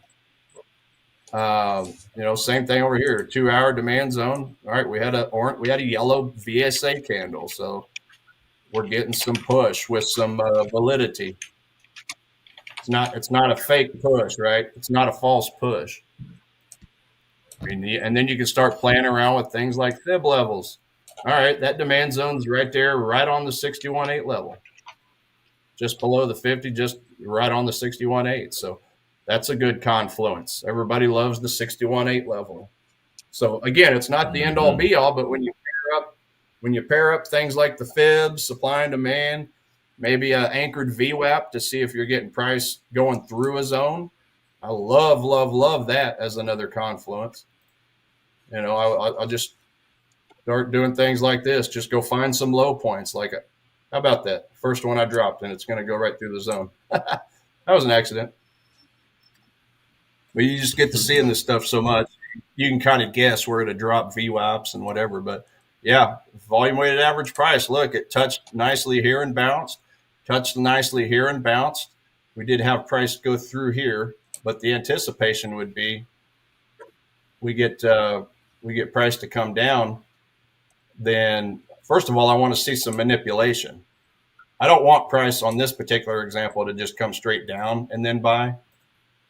I want to see price contract. So I want to see price come down, and then this is where I want to see the manipulation to start happening. So, stop here, maybe go up, a little bit lower, a little bit higher to get that liquidity built up, to get stop losses built up, and then drop in for the unfilled orders to buy to the long side. Hey, Tiger, just quickly, Chris is asking today's winner, are you drawing your demand areas at the bottom of the long wicks or at a cluster of the indecision candles? It'd be the base. So ideally, I'd like to. Yeah, no, great question. So ideally, let's use this one as an example. Let me just get rid of my drawings for a second. So the way I look at demand zones and supply zones, so I want to have a candle, a leg in candle. So like this one was kind of a basing action up here, but I want to see a leg in candle, and then I want to see at least 1 to 3 basing candles. So the red candle down, the last red candle down before the big spike up, that counts as candle 1. And then the candle to the left is candle 2. And then you got this bigger candle here. So basically, if I took my box to the left like that and I just put it all the way through, how many candles fit inside of that rectangle? Well, I want to make the size of it the size of the last candle down before the move up, right? So I just look to the left and see how many candles I have that base. Now that candle, that red candle there, doesn't count because it's coming down into that area. So this is ideal. This is perfect. 1 to 3 basing candles, regardless of the time frame. And the reason is because I don't want price to be sitting in that base forever. I only want it to be there for a short time. Because if you have 4, 5, 6, the more candles you have in that basing action, well, the higher probability that all the unfilled orders are going to get filled, right? But if price is only in that zone for just a short while before exiting, then chances are not everybody got their orders filled that wanted filled. So that's why when price returns to that zone, the people that missed out on this move, whether that's retail traders, whether that's the banks that had a $1 million order that they couldn't get all filled, well, they want to fill the rest of their order. They've already seen this move work out well. History doesn't always repeat, but it does rhyme, right? So if it did it once, it can very easily do it again. But again, before I just buy that zone blindly, I want to see this manipulation action, because when price comes down here, there's going to be buyers stepping in. They're going to put their stop losses down here, right? Same thing over here. They're going to put their stop losses here for those buyers in this area. The same process happens on the opposite side. Okay, people up here are selling the market down. They're going to put their stop losses here. Same thing here. There's going to be people here selling, putting their stop losses up here. So what does the banks want to do? They ultimately want to bring price down and collect this liquidity and this liquidity to help fill their orders. Because these are sell orders, right? These are all sell orders. The opposite of a buy order for a stop loss is a sell order. So the banks are going to scoop up those sell orders to fuel their buy orders. And then ultimately they want price to hit an actual institutional demand zone so they can collect the biggest chunk they need to fill their orders. When that happens, where they're looking to move price up. This is that accumulation model that we showed, just on a smaller time frame. Because like Michael said, this works on all the time frames. Yep. Right. So that's the goal, is to collect liquidity, collect unfilled orders and more liquidity, right? And then push price up. So yeah, 1 to 3 candles. When you start getting 4, 5, 6 basing candles, to me, that's just, it's been there too long. Lower odds that there's going to be a big enough chunk of unfilled orders to fuel this move that I just drew here. Right. So, but I prefer at least 2 though. Like 1 candle by itself, I would prefer 2 to 3 candles, to be honest. Just give me a good 2 to 3, but I'll take 1 candle. If it's just 1 candle, I'll still take it. But 2 candles, 3 candles, if I had to nitpick, like they joke about, I nitpick on my zones, right? If I had to nitpick, give me at least 2 candles, maybe 3, but nothing any more than that. And then get that fair value gap coming out of the base to show that there's some gusto, show that there's some strength. So gusto.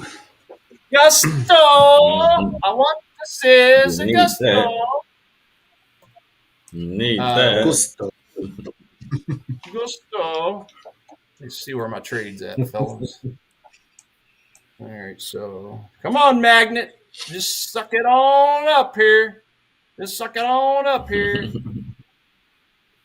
All Yeah, I'm definitely going to close this out into the intraday session. But it's looking good. So yeah, that's a little bit about supply and demand. Dollar Jep. So let's see, Aussie dollar. This is another one of my alerts I've got. And guys, this is, I mean, this up here is some more of the similar action. Right, a little bit of a basing action right here, contraction point, if you will. Manipulation down. All right, so you're above break even plus a few pips, right? A cup of coffee. Oh, yeah, on the other one, yeah. Well, it's sitting. What's my other? Yeah, 1,058 unrealized on that one. Yeah, 1246 nice. Worst case scenario, but I ain't gonna let it get down to there. Yeah, like I say, I'll probably put my stop loss just below the 1-to-1. I just want to see a little bit more of a break. So if I can get a break up above this little structure here, this little 2-hour sideways move, then yeah, I'll probably just go ahead and move on up to the low. I don't want to lose, a ton of profit on this, the unrealized profit, especially since we are getting closer. Of course not. Not going into the weekend, right? Cheapest. No, exactly. I'm going to take whatever Friday gives me and take it and run. So, Absolutely. I'm happy with it, y'all. Yeah, like I say, I might have one good setup a week with the higher time frames, and if I'm, if I'm making, well, again, this is obviously one of the slower ones, but if I make 100, 120 pips, 150 pips on a regular moving currency pair, hey, that's no different than somebody trading, 10 or 12 times getting 10 pips a piece. Right? The math is the same. I just did less work. I just spent a lot more time sitting on my hands waiting for the right setup. So it's just, that's just the patience I've acquired. I do acknowledge how much more fun it looks when I watch the futures guys trade. I'm talking to Paul about this last night. Like, yeah, it does look a lot more exciting. And I love penny stock trading, so I'm probably going to get into some more futures, so I get into some more action. But yeah, that's just the way I do it. Right? Yeah. I've also been working behind the scenes a little bit to get a few more trades going next week. So it's been looking good. So do stay tuned for that. Some really nice results happening here on gold. You probably see that I've been picking up the pace on gold a little bit. Might just need to be a bit more aggressive, but exciting. But anyway, yeah, I'll finish with this. I'll finish with this, guys, and then I'll pass it to you. Okay. But yeah, this is just another example of the master pattern working its magic. Price based for a little bit, broke out to the low side, creates liquidity on both this low point and this high point. And you'll see the successive ones. It breaks just a little lower to collect that liquidity. This one breaks just a little higher to collect that liquidity, and it just keeps going. This is that perfect looking. I call it a fan out pattern. I don't know. Everybody's got their own lingo, but yeah, just up and down, just collecting that liquidity, and then at some point, price is going to hit a demand zone, which I have this one marked up. And then we can start finding a trend phase somewhere. Something like that, right? So, good stuff. And then we've gotten more demand even lower. So, I'll take whichever zone looks the best. Gives me a reversal, and bullish engulfing, bearish engulfing, high volume spike, a little bit of confirmation. We're out. We're off to the races. So, hopefully that makes a little more sense on supply and demand. It's always nice to kind of go through that every so often, especially for the newer people out there. But yeah, fellas, that's about all I got at the moment. If you guys have anything you wanted to share, chart wise. No, I just showed that gold a little bit earlier on. There's really nothing happening on any of my other charts that I'm particularly looking at. So I don't know, Michael. Maybe you want to go through your. How far did you get with your list, by the way? Oh, you left off on EA. Yeah, so I was going to say we only get over at EA, actually. So we can get my screen shared back up, I can continue here. Okay. Yeah. Kind of finish Over to going through Microsoft. everything. I know yesterday we finished at pretty much the exact time. I think we'll do a little bit better today, but who knows? Mm-hmm. Depends on how many questions we get. We can get my screen pulled up here. I can continue here, guys.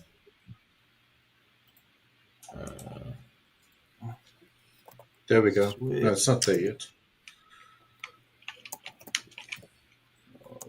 Not yet. On to Michael.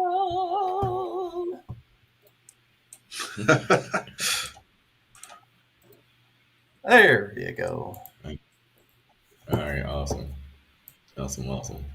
So cool. So yeah, we left off on EA. I mentioned the R to R was off on this one, and that's gonna happen sometimes, right? Like sometimes you'll get great setups, you'll have the confirmation, you have everything you need, but the R to R is off. And in those cases, for me, that's ass. I would not take risk more than I make. Minimum is 1 for 1. Anything 1 1/4 and over is pretty good. Obviously, the higher the better, but cannot be less than 1. So this turns out to be a pass. And again, the better E in.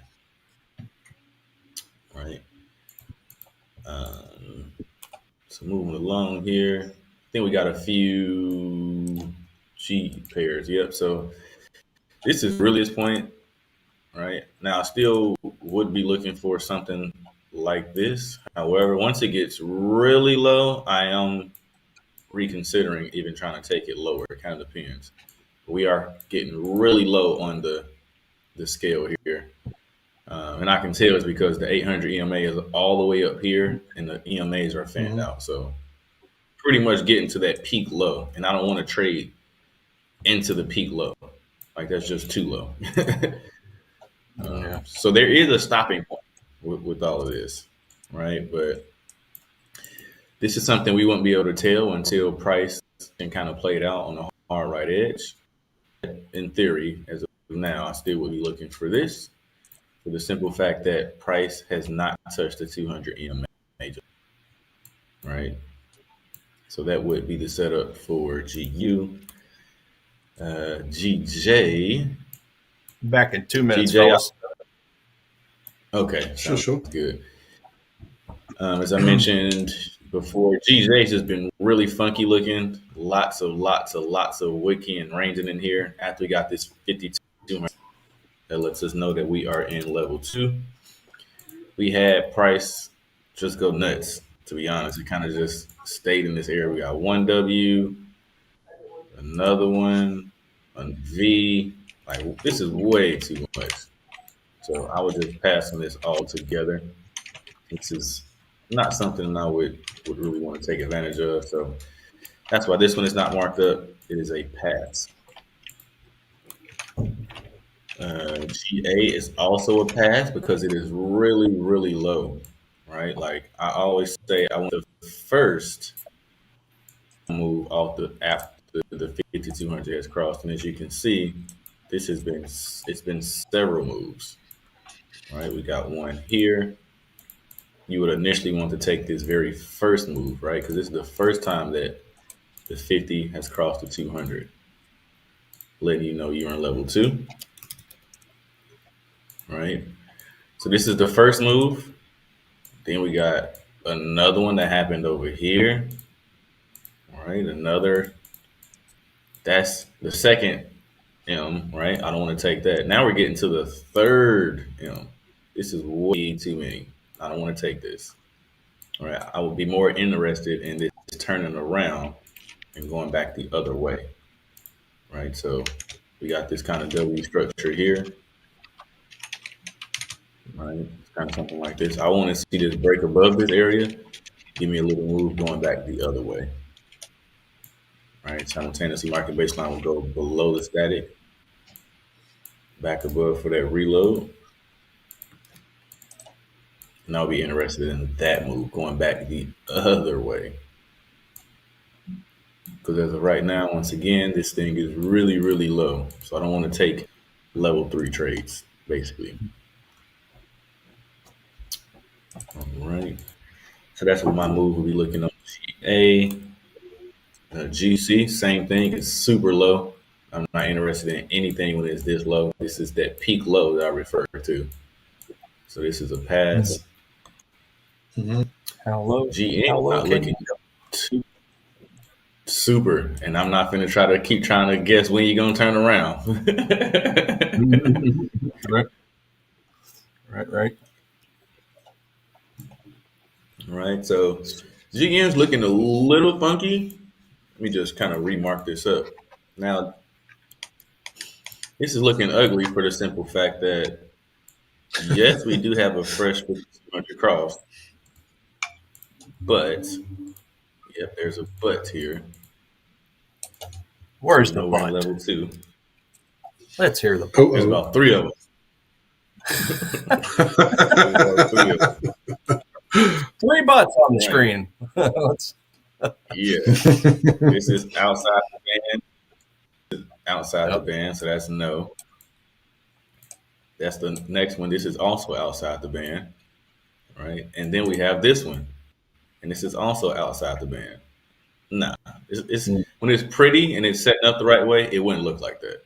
It wouldn't be outside the band like that. If anything, you would have one more that will pass and go, and this would be inside this band, right? I don't want to see price outside the Bollinger Band when I'm trying to take it short. That means they still have not created that outside structure that they're going to attempt to retest again. So that being said, I don't want to trade. I'm not having an alert here. I do want to see what it looks like when it does reach this level. But I would need much more, right? This needs to be inside the band. So this is why this is not marked up fully, because it is pretty ugly, to say the least. And you kind of can't tell if this is going to turn around either. So this might not never set up. Right, so G is not looking the prettiest.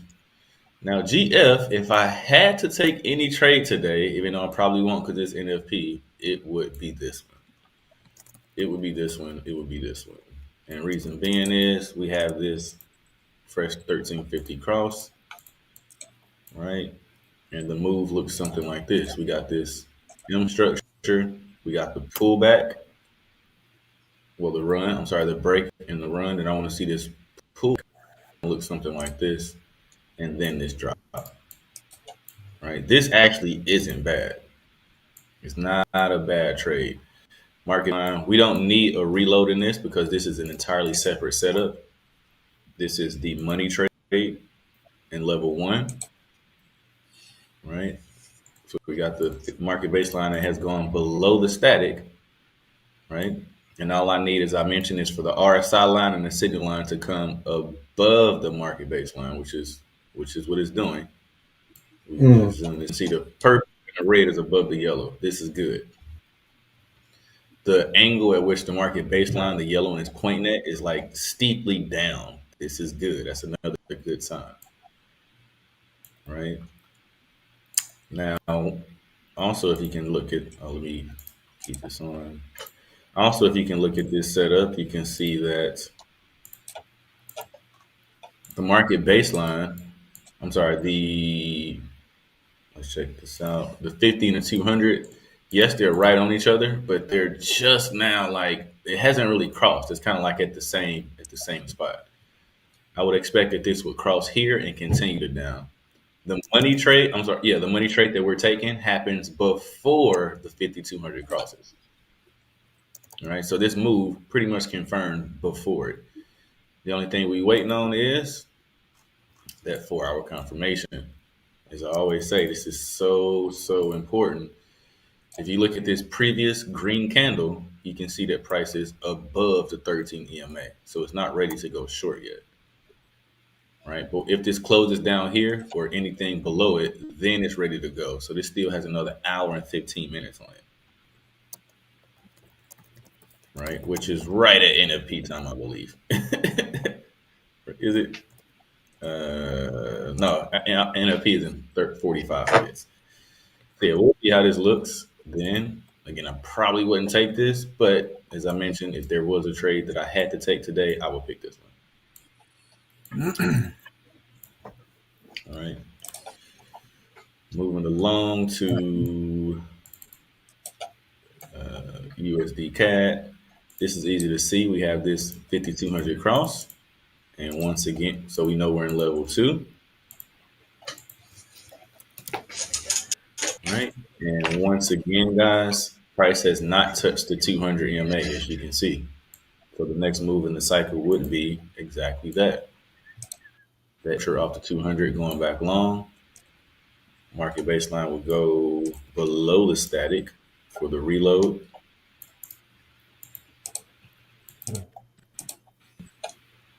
And that move will look something like this. Targeting these highs. Stop loss goes below the swing. And there you go. That's the move.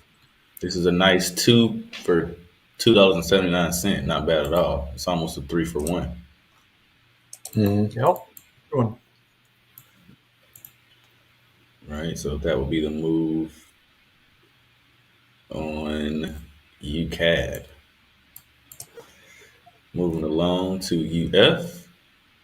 This is easy to see as well. Already got this marked up. Same exact thing, guys. 5200 has crossed to the upside, yet price has not touched the 200 at all. So that would be the next move. Make sure price to come down a little bit off its high horse. And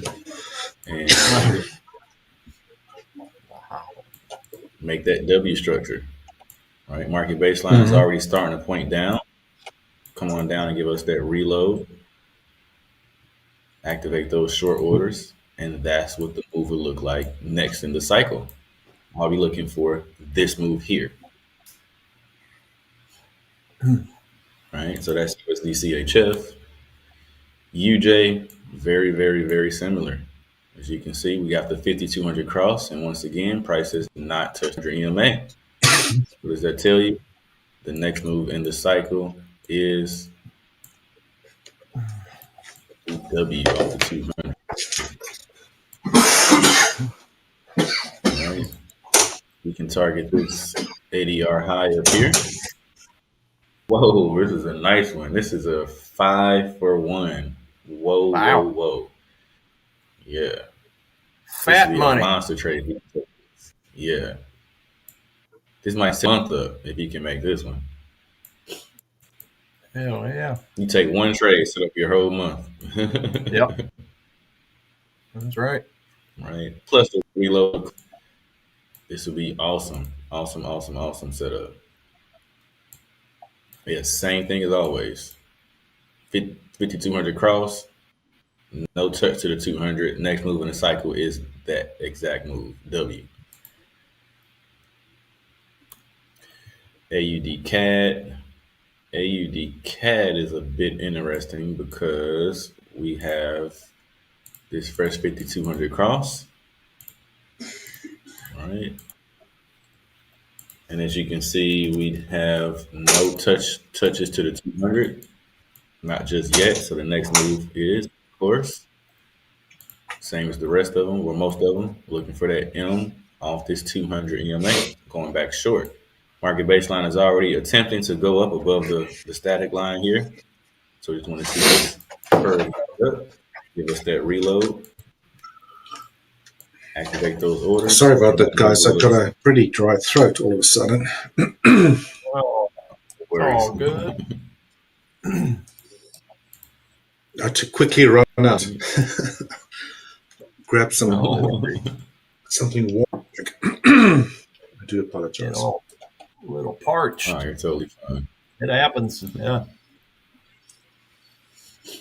Right. So in this particular example, you would definitely want the price to close below this 800 EMA so that it doesn't bounce off of it. So you want to close below. But still not bad at all. You're risking $1 to make $2.64. I take it. I take it. I take it. I take it. All day long. Nice. All right. Next up is NU. I'm sure you guys notice we have a lot of level 2 trades, like a lot of them. Typically, it's not this many. Yeah. We would have some level 3 level 1s. But this week is a lot of level 1. Level 2 trades. Right. So, in their example, same exact thing. We just want to see price come up, give us that M structure off this 200, drop back down. Of course, with the reload as well, look something like this. Stops always goes above the swing, and target is the ADR low. All right, this is a nice risking $1 to make $2.48. Also, very, very good. Right. Again, 5200 cross, so you know you're in level 2. Notice that there's not one pair that I showed today that once the 5200 cross, price has touched the 200 again yet. Not one time. Yep. And it feels like you have a lot of. It feels like you have a lot of bigger RR trade opportunities. Like rather than your 1.5 to 1s, 1.25 to 1s. Seems like you got a lot more 2.5 to 1s, 3 to 1s, 5 to 1. Mm-hmm.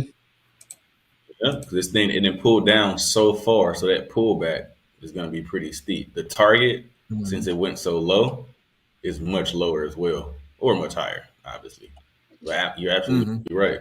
Those are the good ones. It gives you that nice RR. Michael, do you see the question from Maria? I actually don't. What is it? I'll read it to you quick. Coach Michael, what is the indicator you're using at the bottom of the charts? So this bottom is called a TDI. It's short for Traders Dynamic Index. I mentioned on one of the streams, this is a template that I got created. It's a custom template. I got one of my devs to make it. And it is actually free. I got to check with how to basically post this to so you guys can kind of follow along. But yeah, to answer your question, it's a TDI. Yeah, I think there's a way to do that.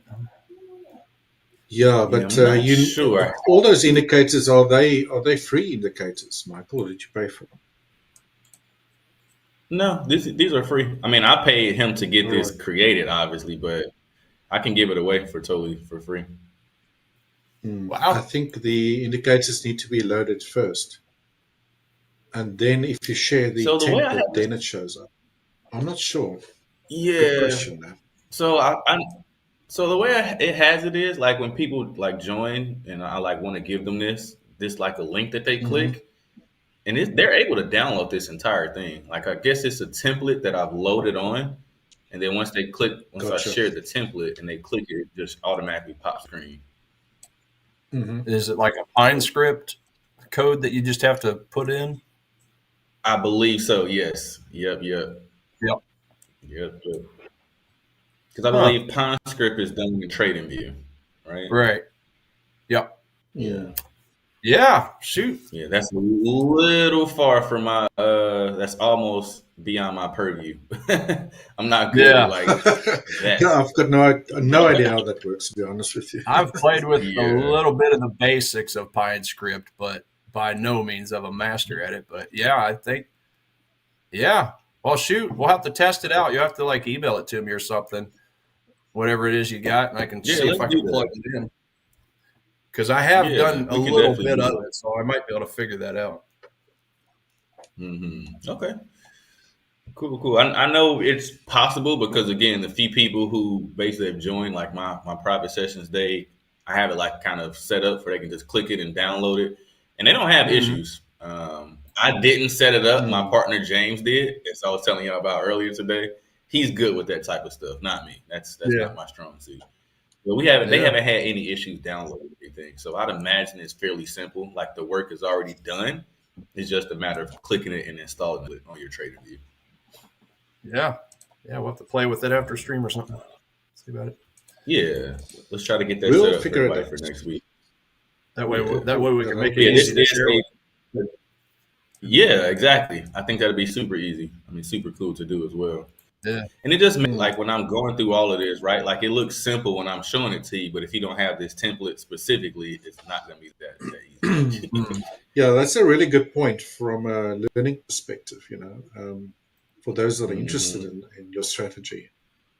It's one thing seeing it, but if it's on your chart and you can go mess around with it, well, hopefully not change the settings. So then, yeah, fast tracks that learning curve. Yeah, because even if you had the chart, you might can throw the EMAs on there quickly, right? The red 13 EMA, the blue 50, the white 200, and the dark blue 800. But if you don't have the TDI, as I mentioned, these two need to agree, and that's what keeps them. Yeah, so you only have half the puzzle. It's like wearing glasses, but only one part of your glass are actually working, right? Like, So stay tuned, Maria. We'll play with that outside of streams and try to figure that out. Absolutely. Sweet. So moving along here to NCAD. NCAD looks just like NU actually. We have this fresh 5200 cross. So we know we are in level 2. And just like the others, price has touched the 200. These two have crossed, right? That's how you can, once again, tell that that's where you are. That's the next move in the cycle. Is that pullback, right? And look what zone it'll end up pulling back to, basically. It'll always look like that. All right, so also market baseline need to go above the static to give us that reload. And that looks something like this. All right, short that on down here to this ADR low. And that's looking pretty decent. Nice $1 risk, $2 for $2.78 reward. Not bad at all. Would definitely take this. Right. So really, really sweet there. Next up is NF. NF is a total pass. It gave us this after we got the 5200 cross. Right. So we knew we were in level 2. It gave us this ugly V, which you don't want to trade the V's. You want to trade the W's. Right. I think you pointed that out and yesterday or the day before. Yep. Look how, this went a little bit, but it didn't really go anywhere. It actually came back. All right. If we were given a real W, this thing would break past that and actually make a real run. Yeah. Right. But when it gives this V, this trap liquidity here, but they want to come back and dip into that. And if you look, let's put this level right here. It missed it by a little bit, right? But I mean, to be honest, it might just flip on over, right? Give us something like this and then run up. Nice head and shoulders pattern, right? So the V does not count. The V is not it. Right? Do not like the V. No, the V is going to get you jammed up. You got to take the M and W. More ways than one. Yes. Right. So here we got 2, as you can see. 5200 is crossed again. Price has not touched the 200 at all. And we keep saying there's not one time the price has touched the 200 since they crossed, because they're running away, but they need to pull back. That pullback, some traders would see this as the fibs. I don't use the fibs too much, but let's just check this out. Right? If you're trying to short this, let's go from this bottom part. Right? If we was to go from the high to the low, right? So let's go from the high to the low here. Time to wake up, Michael. Right, to this low. All right. Is that your wake up alarm? Yeah. Back in the days when you used to wake up that time. No, you're almost 4 hours in already. Yep. I normally have that Rick Ross. Every day I'm hustling. Every day I'm hustling. Yeah. Doing The a good good alarm job. is so loud; it comes in loud and strong. So I'm jumping up when I hear that. Yeah, that's the right. Yeah, Yep. it's the way I like my alarms too. I don't want to oversleep. I need it to scare the hell out of me. Right. So yeah, this one's a bit off, as you can see, but this white 200 EMA has came back right to that 0.38 level. But sometimes it'll come to one of the three, right? So the pullback that we're looking for, and this is where the fib traders will probably see this level. It'll come back to the 38, might come to the 50, or it might come to the 61.8, right? But in essence, once it pulls back to that level and starts creating that M structure off that 200, it'll normally come back to one of these three levels. So simultaneously, this might be my strategy without the fibs. This same level, some fib traders will see it because it pulled back to one of their levels. Right. Have their So liquidity help you out. Yeah. Again, I don't really trade that, but I do have it on there. I just like to see it sometimes. It's kind of interesting. But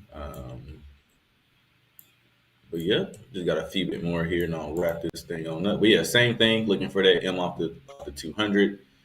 Give us that nice 3 1/4. Just getting $1 for 3 1/4. Not bad at all.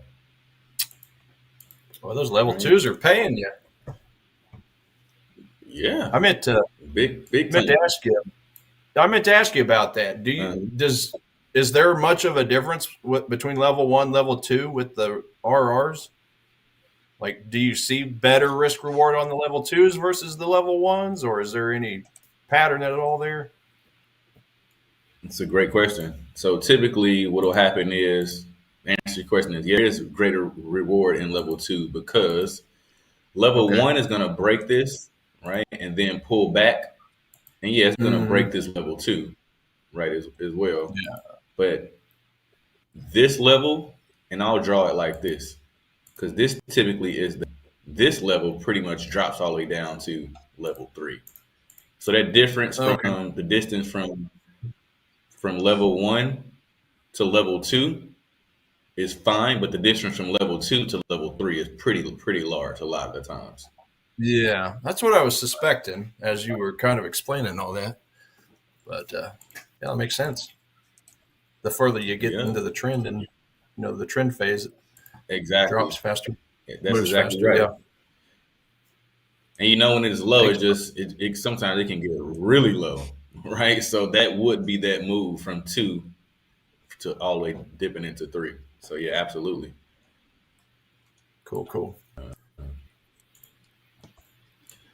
Gotcha, but cool. So this was not that pretty either. I didn't really like this trade. I don't like when it wasn't bad. Like in hindsight, it's not bad, but I don't like when the second leg comes down so far because it looks like this could turn into a head and shoulders pattern. That's what I don't like about this.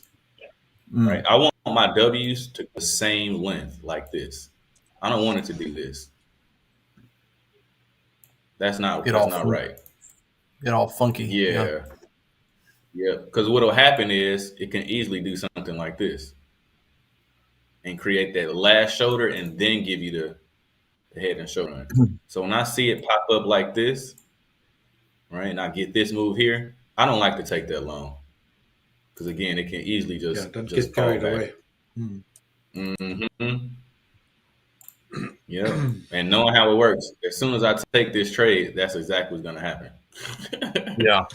And when you don't, it's going to work out fine. Yep, exactly how it did on this one. It's like, oh, this is the head, shoulder, this is the head.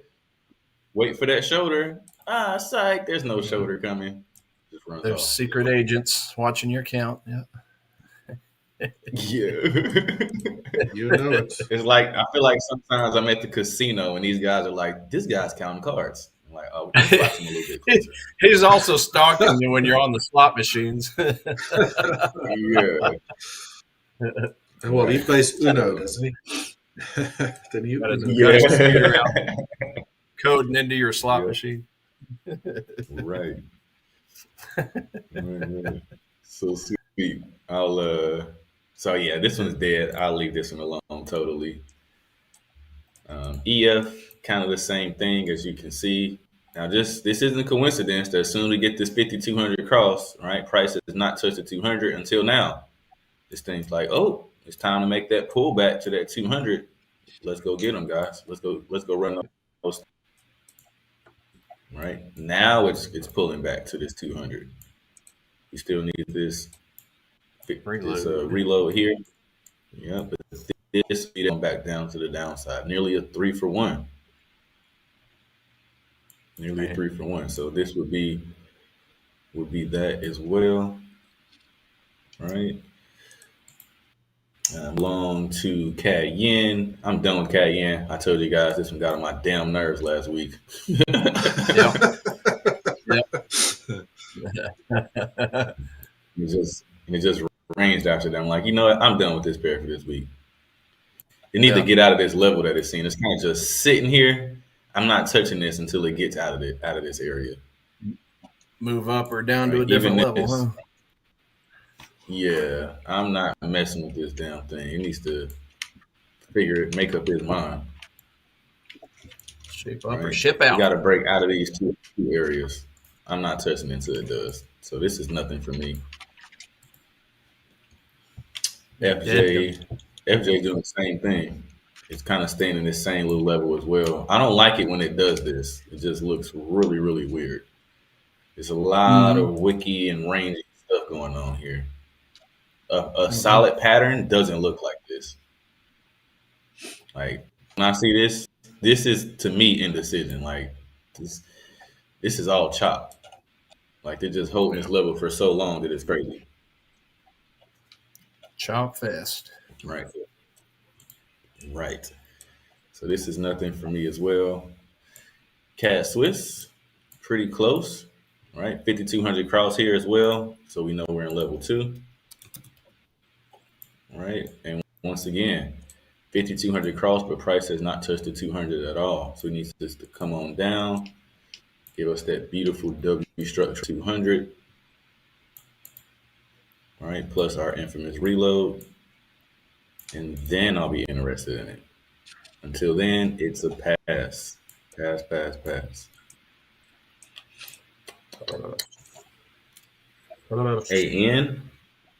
AN, I'm not touching, as you can see as well. This is just sitting in this zone here. Ugly. You want to leave that alone. Yeah, plus it moves even slower than Euro pound, Aussie New Zealand does. Yep. It's more like 2 more here. Frozen molasses. Right. Right. So this one's a little funky looking because we got this 50 cross to the downside. And then we got another one that turned right back around and crossed to the upside. I know a pretty large trader who's actually in this short right now from, I want to say 76, maybe? Yeah, like 76. Yeah. And in my opinion, right, when I see this, yeah, he's short. He's short right at this level right here. Now, this guy's big. He makes buku bread doing this. But some of the times when he jumps in early, and I'll like watch it, I'm like, it's almost short, but it's not ready yet.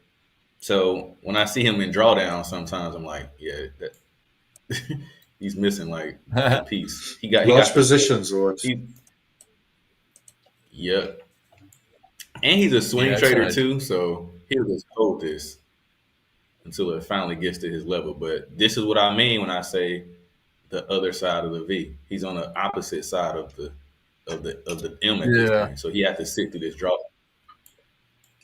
Yeah, it's basically everything else is still panning out. 9-day contraction box. Looking at it on the master pattern, it's I wouldn't be interested in it until it breaks the box. So basically, like you say, come on the other side of the V. Yep. And then once it breaks down, I'll be looking at it.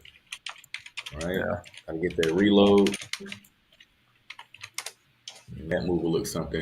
It needs to close below this 200. Stops above here. Risk to make $1.41. Not bad at all. All right. Seems good to me. Next up is NJ. Well, this is the last one. NJ and AJ look just alike. Like I said, they're like twins. They always roll together. Twins. Yep. So yeah, same exact thing. I'll be looking for this to pull it back up and then drop. Market baseline is already above the static, so that's fine. We just need to finish that off. We already have our small reload here. And that's something like, now this is pretty far down, to be honest. So the R to R on this one may not make sense. Oh yeah. Actually it does. Oh, see, it's just shy of it. But you see what I mean when I say sometimes you'll have two pairs that are really close together. You just got to pick the prettier one. So if this sets up, I'll be more interested in AJ, right? Because it actually has the full R to R. So AJ is better than AJ. Yeah. Yep. This one's too close. Right, so I will leave that one alone. But yeah, that is it, fellas. I have gone through all of them. Do you have any last-minute questions about any I just went over? Yeah, we've still got about 3 minutes left, so maybe if we've got any questions, like Michael said, please do ask. We are approaching the end of our session. And by the way, guys, during the pre-market pulse, which will be in 15 minutes, right when those NFP numbers get released, we'll be giving away another free Forex challenge account. I believe a 25K one, so a little bit bigger, 2.5 times bigger than the one we gave this morning. So if you haven't won yet, please do stay tuned, and you might be our next winner in line. We will, as I've just been told a little while ago, be giving some more prizes away for another week or so.